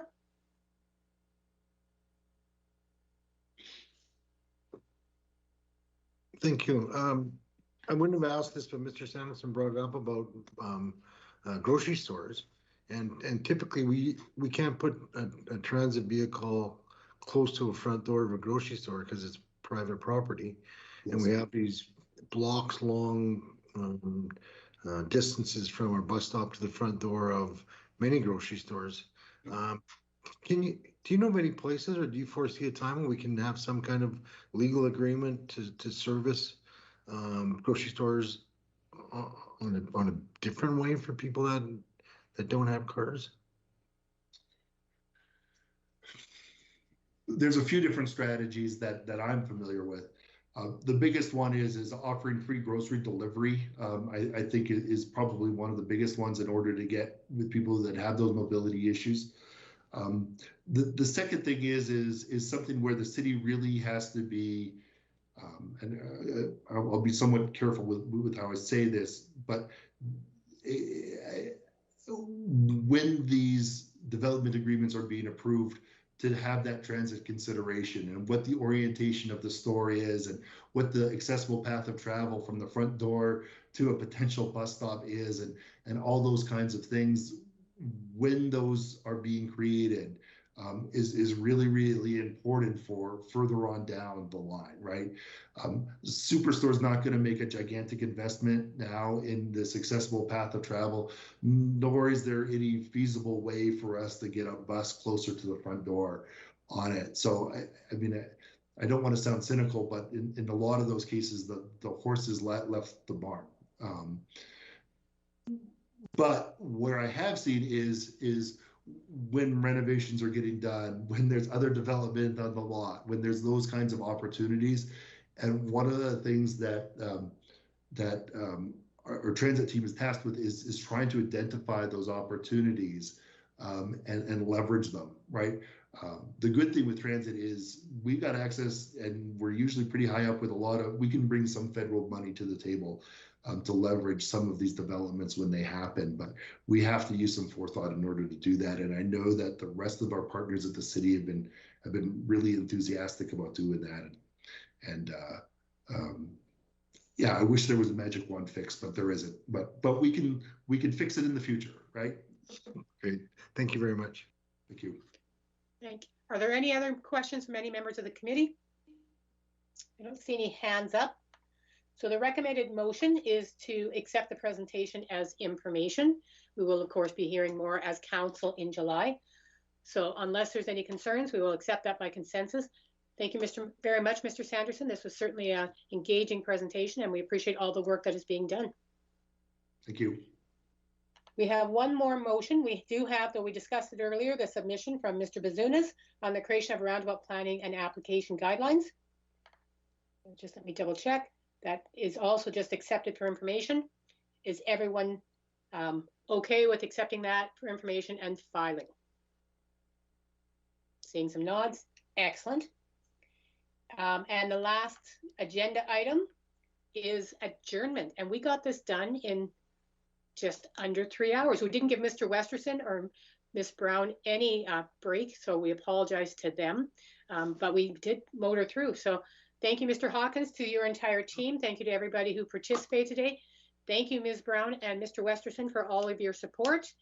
And unless anyone has any last minute agenda items that they are just dying to do, we will call ourselves adjourned. And Mr. Hawkins, unless something, did you ever unless something comes up, pardon? Oh, I think Doug was just waving at us. I'm pretty sure. Yeah. Unless something comes up that we need to do, we are adjourned till September. So thank you. Thank you all. Thank you. Thank you very much. Thank you, everyone. Peaceful.